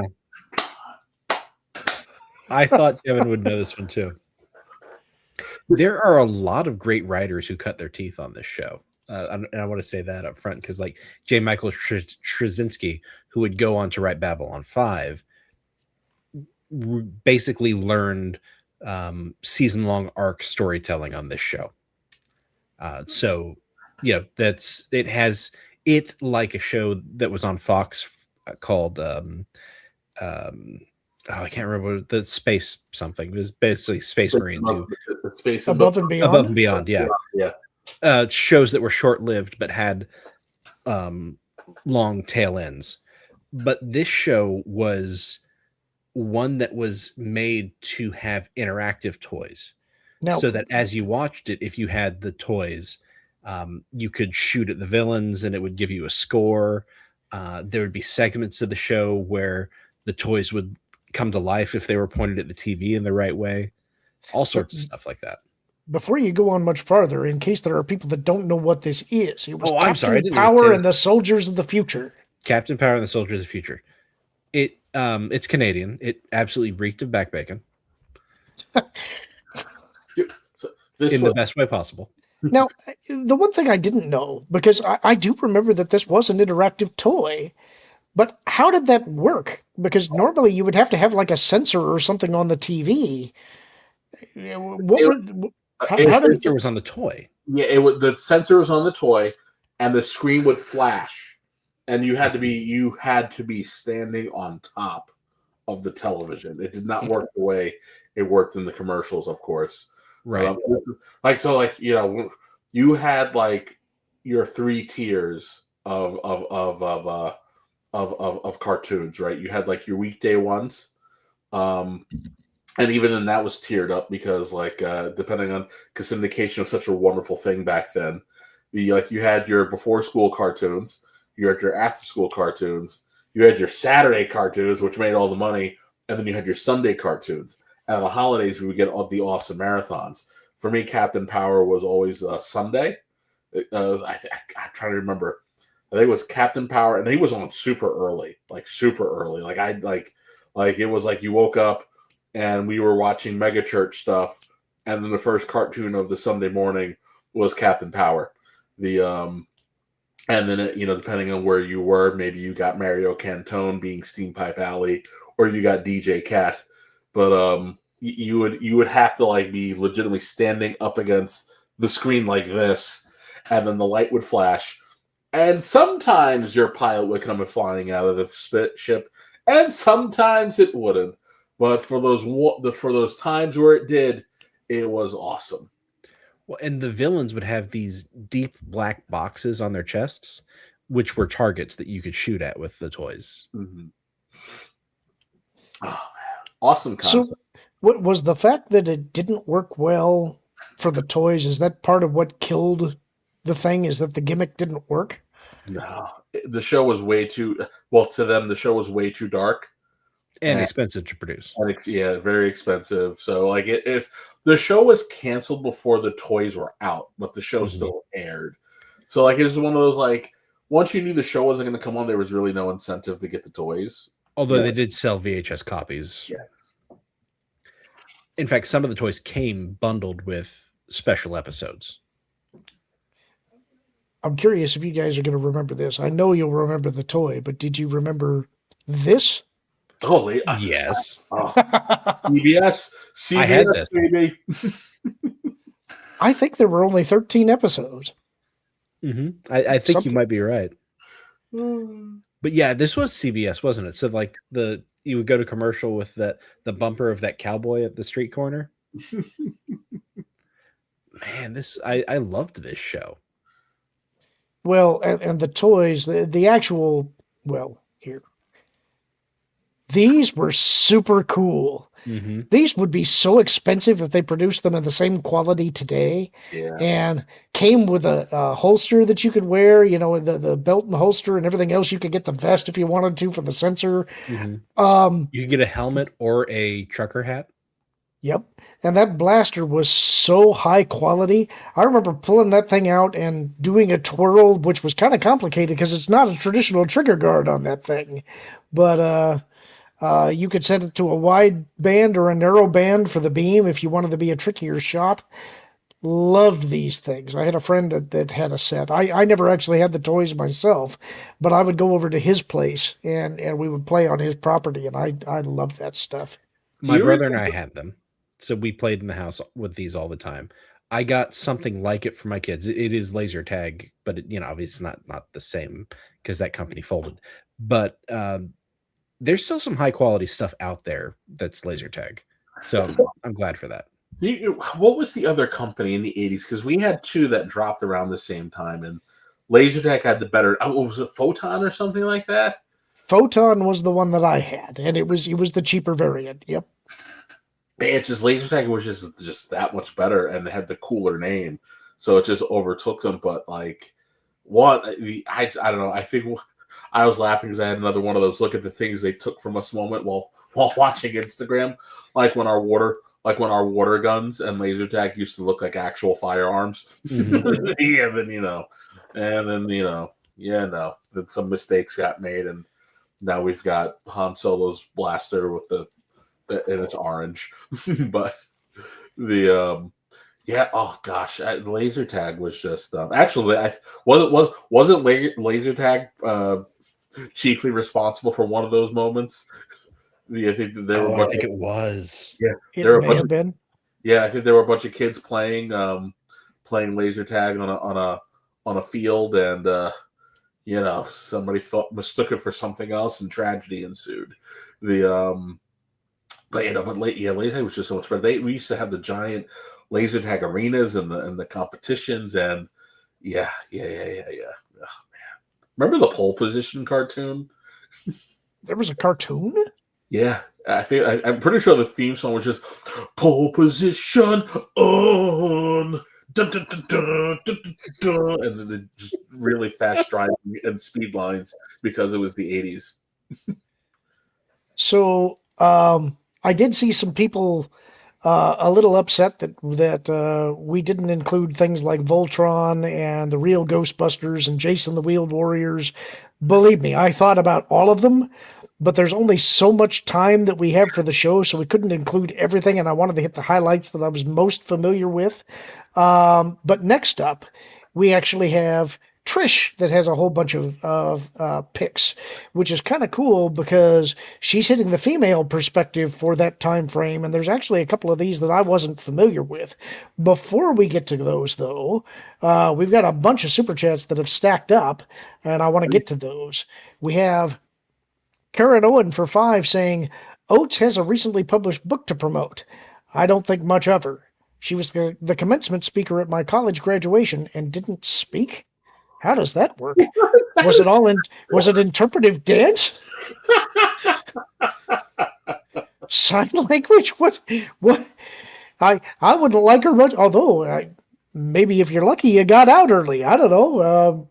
But I don't blame you, and I don't think much of her based on how she went after Wilson either. Thank you, Karen. Appreciate it.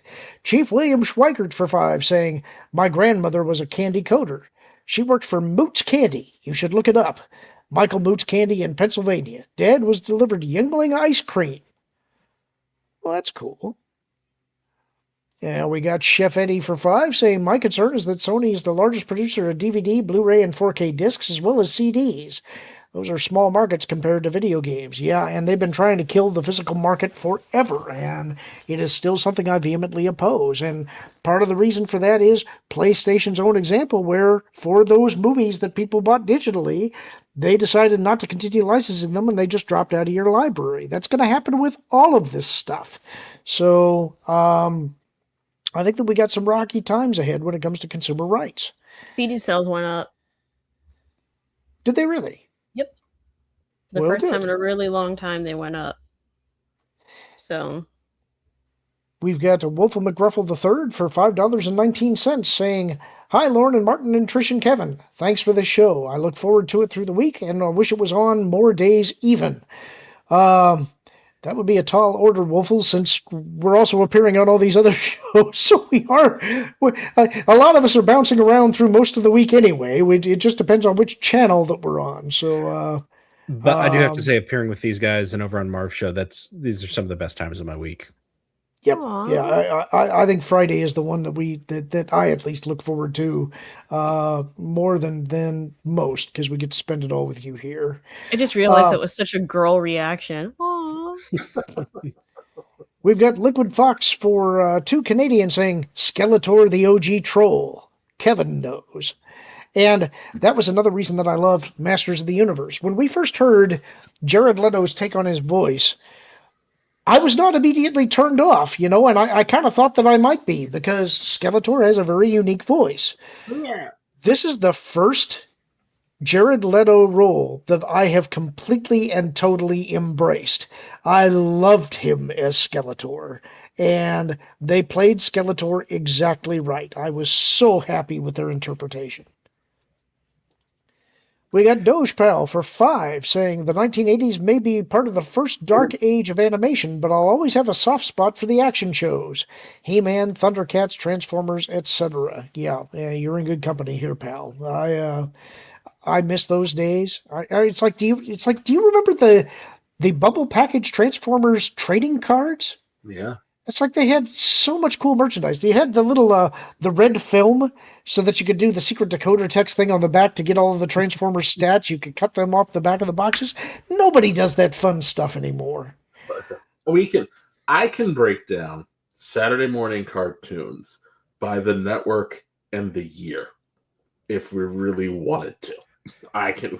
This is we can discuss this forever and not find a dead horse to beat, because all the networks gave you just gave you so much. I mean, we didn't even have a chance to talk about freaking Kissy Fur and Camp Candy and Gravedale High. We're just sticking to the fun action stuff. I had completely forgotten about Kissy Fur until you said that name. I don't think I've heard that name in 35 years. That's crazy. Dogepal for 5. A series of mistakes by Cartoon Network led to it being the TTG channel, i.e. broke after going woke. Nickelodeon is in a similar case with SpongeBob. Yeah. Well, oh yes, well I see. Oh, yes, I'm not gonna forget about the Littles. The Littles was actually how I kicked off my Saturdays. Jumped to ABC because by me the Littles came on at 6:30 in the morning, so I was up for my cartoons at 5:45 every Saturday, and then would punch through. I love the Littles, but it's Nickelodeon is in deep trouble. And think about the wonderful things we got out of Nickelodeon back in the day. Between You Can't Do That on Television and Count Duckula and Turkey TV. I mean, there's just. I did not think Count Duckula and Turkey TV were going to be two of the things you said. Did you watch Danger Mouse? Danger Mouse? I love Danger Mouse. Oh, I loved Danger Mouse. Okay, this one may have been. It was certainly a little young for Lorn. You remember the Wuzzles? Yes, the Wuzzles. I remember the Wuzzles. Loved the Wuzzles. They were great. I had lunchboxes of the Wuzzles 2 different years of elementary school. In my garage, I actually still have my elementary school He-Man lunchbox. I don't have the thermos anymore, but I've got the lunchbox. And when the second Jumanji movie with The Rock came out, they actually showed that lunchbox in one of the scenes, and I leapt off the couch and freaked out, and my son had no idea what was going on. And I ran out to the garage, and I pulled it out, and I brought it and showed it to him, and he thought that was cool. So... well, I was at the tail end of it, but you were in that transition period between the metal lunchboxes and those plastic lunchboxes that the image would come off after like a semester. Yeah, this was all metal. I've still got it. I could pull it out for one of these shows if you want to see it at some point, but it's still in great condition. I wish I had the thermos. I remember I would take it to school, and there was chicken noodle soup inside it, and it always stayed all warm, and it was a good lunch. I still love that lunchbox. It had great artwork on it. This is one I starred myself. It's for Kevin. Kevin, do you have your copy of Coming Out of Their Shells music tour? And part of the reason I started this is because Pro has that and played it every time that he was driving. So I know at least he has that album. No, I don't have it, but I hope I still have it. I used to have the episode of Oprah where the Turtles were on to advertise the Coming Out of Their Shells music tour. And there's 2 things that when you're older, you realize, oh wow, I can't believe they made this joke on TV. Oprah asks the April O'Neil character if there was any romantic interest, and the boys make a couple of very, very not so subtle innuendo comments. And then my favorite thing of the whole thing is the Shredder magically appears and starts cutting a promo as he's walking down the aisle. And then Raphael gets up, and then you get a whole speech on conflict resolution and how they use music to fight their battles now. Do you remember Splinter's Skipping Stones song? Oh my goodness. Have you seen where somebody has changed the voice track of that and it's George Carlin? Oh, that's awesome. It's great. And then we got one from Chief William Schweikert for 2 saying Star Trek Ninja Turtles action figure for the original series 25th. Yep. I have those somewhere. They were awesome. I kind of pulled this show out of thin air this morning thinking, maybe this would be fun. I'm actually really happy that everybody seems to be really into this. I wasn't sure if this show was going to have a hook, but I'm thrilled that everybody still kind of holds on to these nostalgia memories. Speaking of which, Trish, you're I up. was gonna say, don't worry, we're getting to mine. So you know, Talk about how the Misfits were better. Oh no, this is outrageous. they are better. No, Like, I will always bang that drum. They are better. We are the Misfits. Our songs are better. We are the Misfits. Our songs are better. I mean, this is anyone who knows even a little about me is like not shocked that this is on here. I mean, come on.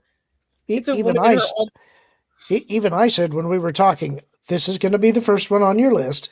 It's the first thing I thought of. Fun little fact.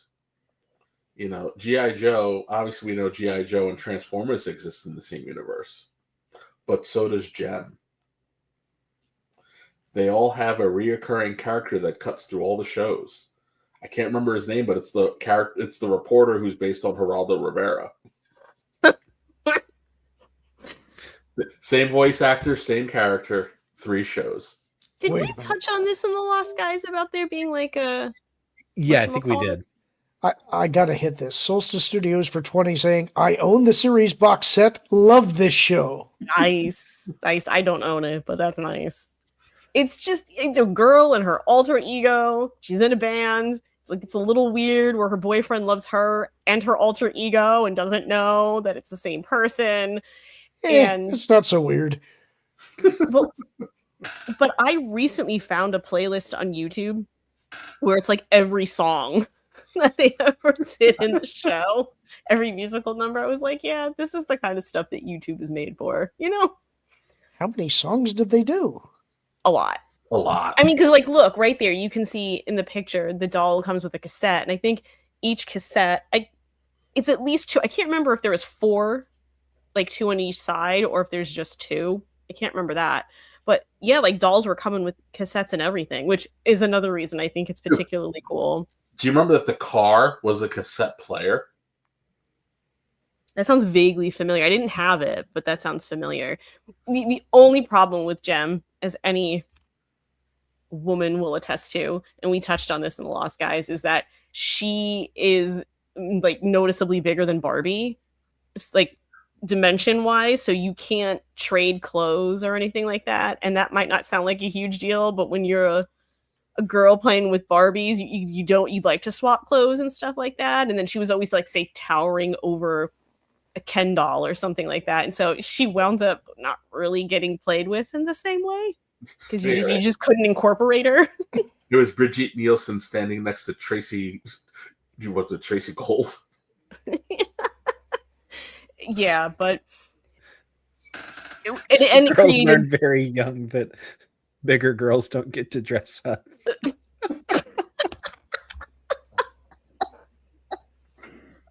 that's how it happened right there. It was all subliminal. Yes. Now Rainbow Bright. Rainbow Bright's one of the ones I think recently because I was in Five Below however long ago, and there were like new releases of Rainbow Bright and something else that I put on my list. So I mean, Strawberry shortcake? yes, it was Strawberry Shortcake. I don't really know what prompted them to be like, yes, Rainbow Bright and Strawberry Shortcake, we're going there again. But they did. I loved Rainbow Bright as a kid. I think because I sent in 2 pictures. Did you just do Trump? I I loved her. She's the best toy ever. A lot of people say she's the best toy ever. It's not just me. Many people say it. They're saying it right now. Strawberry shortcake, Rainbow Bright, not so bright.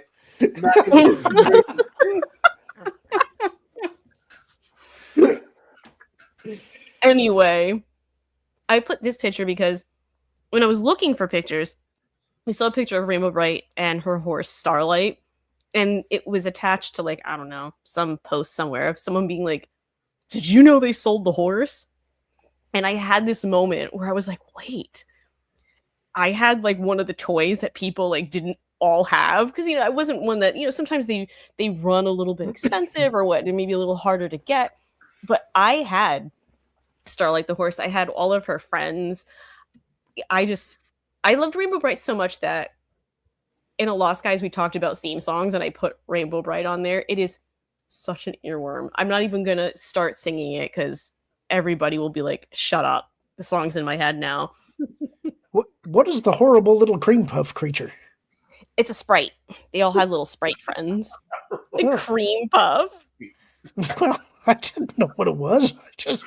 I just thought this is a very strange thing to be in the picture. So Yes, okay, anthropomorphic food was her companion. let's be honest. That would not be the strangest thing that we saw in these cartoons. Well- They had a whole series dedicated to gummy bears. Well, it's kind of a good segue, I feel like, because it should be the next one. Yeah, Strawberry Shortcake, where everybody's named like little berries and whatnot. I wasn't as into Strawberry Shortcake, but I mean, there's a whole contingent of women who, as young girls, they just glommed onto Strawberry Shortcake. If I remember right, the dolls were scented. Yes. Yeah, my Which sisters is had kind them.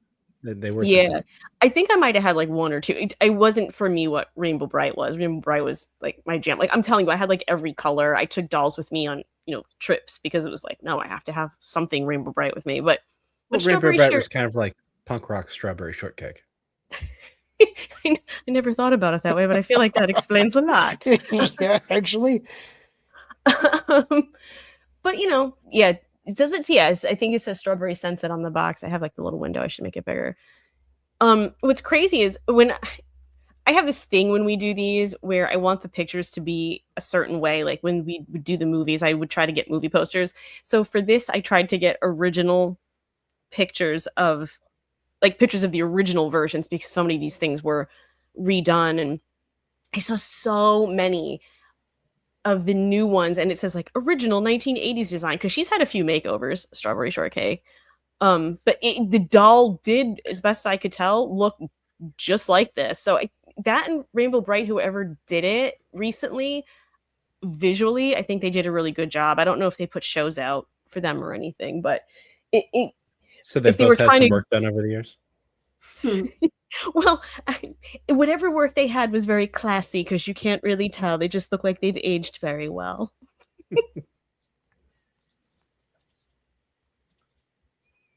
What's up? Care Bears, like, come on. I was trying to hit the button and it wasn't going. Sorry. I was like, what's up? You want to talk more about Strawberry Shortcake because it's food? Care Bears.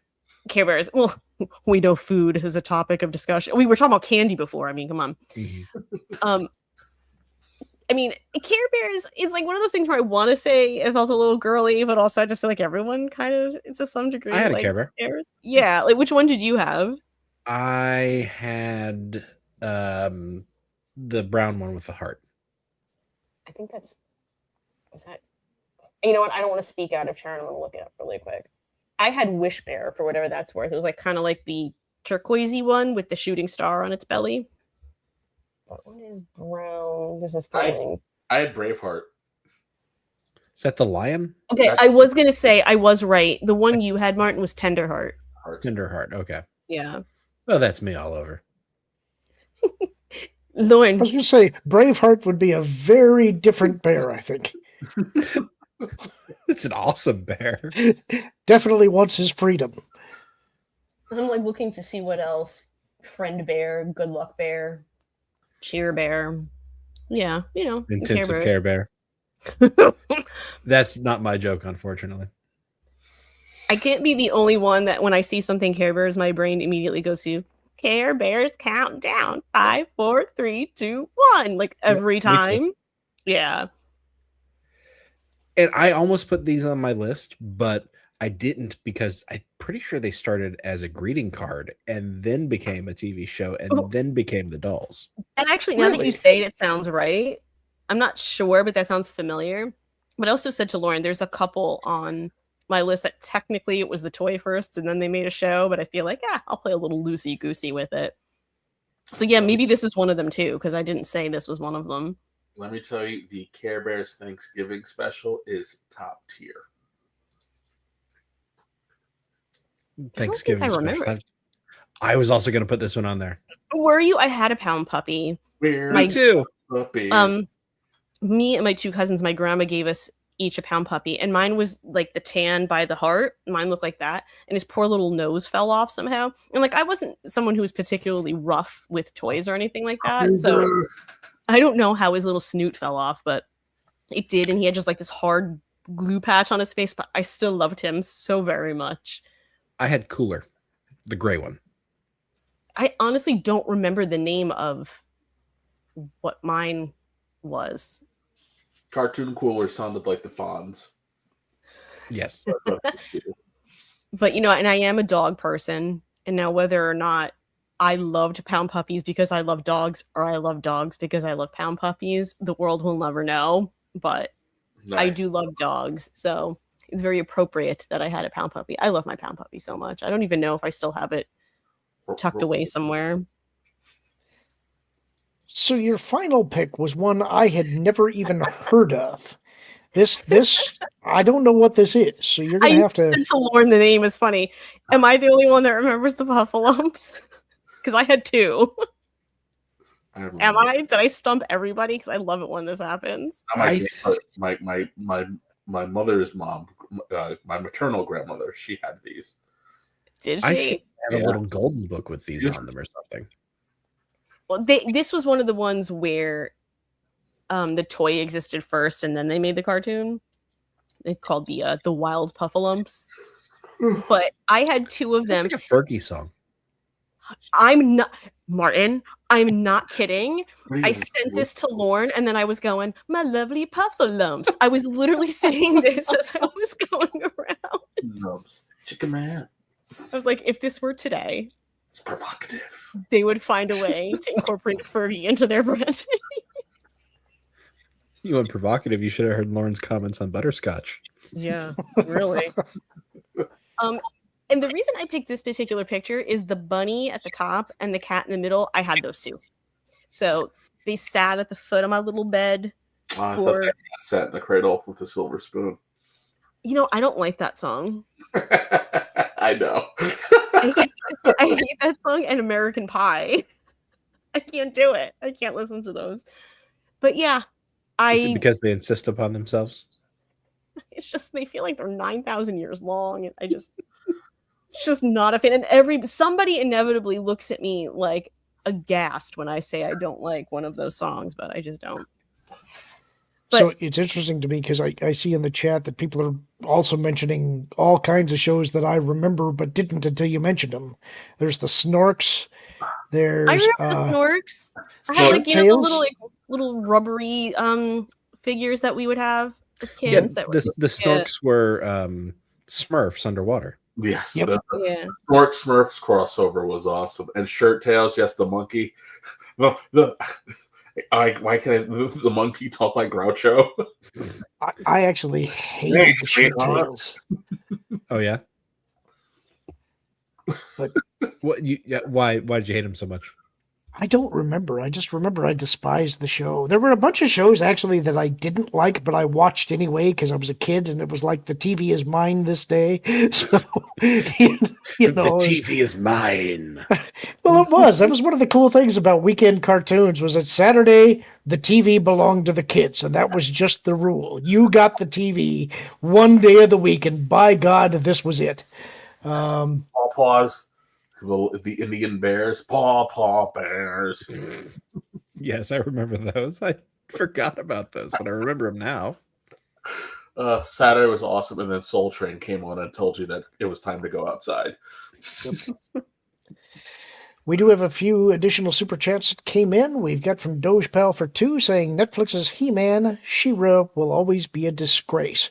Yeah, I think Kevin Smith really screwed the pooch with those, but the rumor is that he's going to come back and do more. So I guess we'll see. He's the living embodiment of his statement in An Evening with Kevin Smith where he said, because in Hollywood, you just fail upwards. Yeah. It's like his thing completely flopped, and they're like, give you another one, buddy. Let's call that a mulligan. I want to hit Solstice Studios again because he did drop 20 saying, I own the series box set. Love this show. Yeah. And we got Doge Pal for another 2 saying, no toys led to the animation industry struggling today. Mm-hmm. And that's a problem across the board. Toys just are not what they used to be, unfortunately. Screens have overtaken everything. I will say part of what inspired me to want to do this show was that I was looking at He-Man toys last night and kind of salivating a little bit. And it's like, I know this is dumb. I'm obviously a 48-year-old man. Why in the world am I looking at He-Man toys? But It's okay. there's an image of He-Man on top of Battle Cat with Battle Cat rearing up and Skeletor in front of him, and it's like that hits every childhood memory I've got, and that's one of the things that is a monster heroic image for me, and it puts me back in that place. It's what nostalgia's about, you know. It was Takes a you into simpler that time. special place. I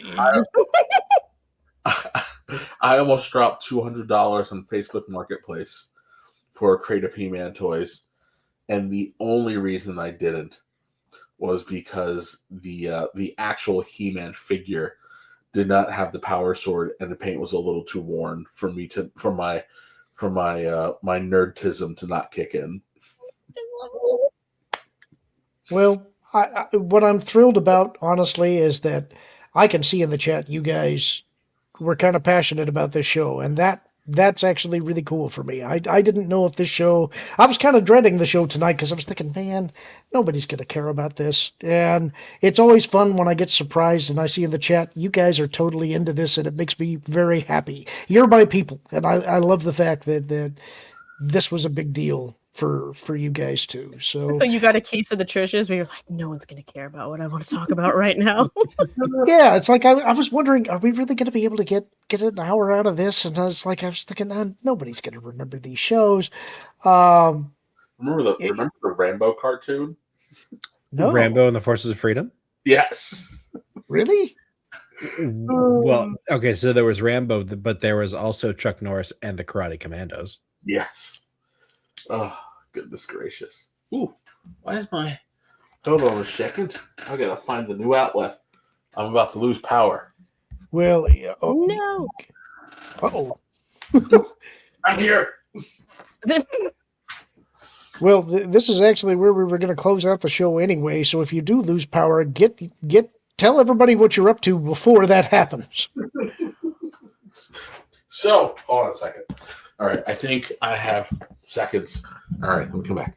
I'm back. All right, so as we all know, that I am currently stationed in the lovely Fontana Village Resort, and during my tenure as the interim general manager, I have committed all of our resources towards bringing fun and energy and a family environment to the resort. And as a result, I will be teaming up with former WWE superstar Doc Gallows and Bull James to bring wrestling to Fontana Village. So I believe our first show, Fontana Village presents Fontana Village Pro Wrestling, the best damn wrestling. Get it? DAM, damn wrestling. We're not cussing. We're just using puns. That will be a Labor Day weekend. So I was at September 6th. I lost my calendar. Hold on one second. Yes, that'll be so September 6th will be our first show. I think tickets will go on sale probably tomorrow.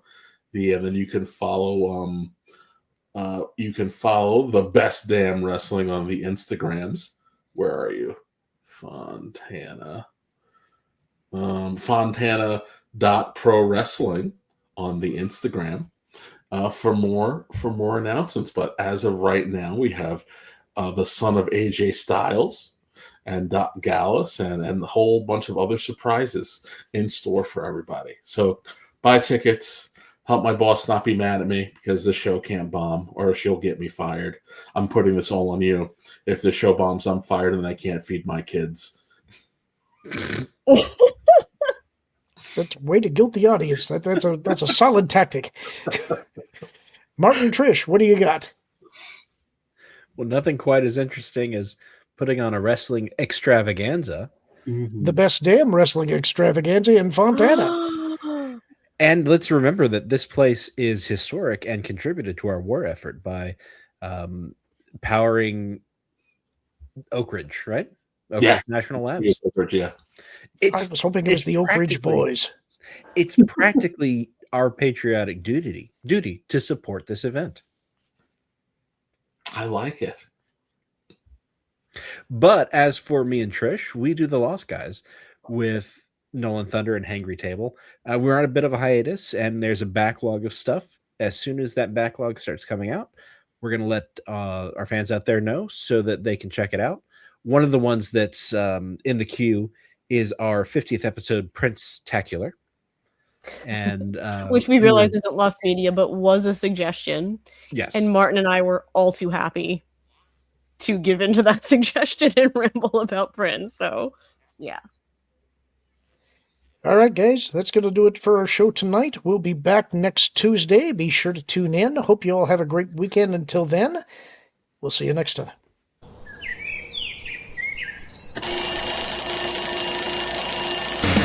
The bell rings every morning. It's off to school and work. Waiting for some fun while my boss acts like a jerk. Pro show afternoons. Midnight's edge can't come too soon. The afternoon's edge can't come too soon. But at night I'm filled with dread. I know just what I'll do instead. Come on and follow me. It's time you see for Lorn and Apollo. Time to laugh and learn. Come feel the burn of what the fandom was. What random fun doesn't escape. Isn't it great?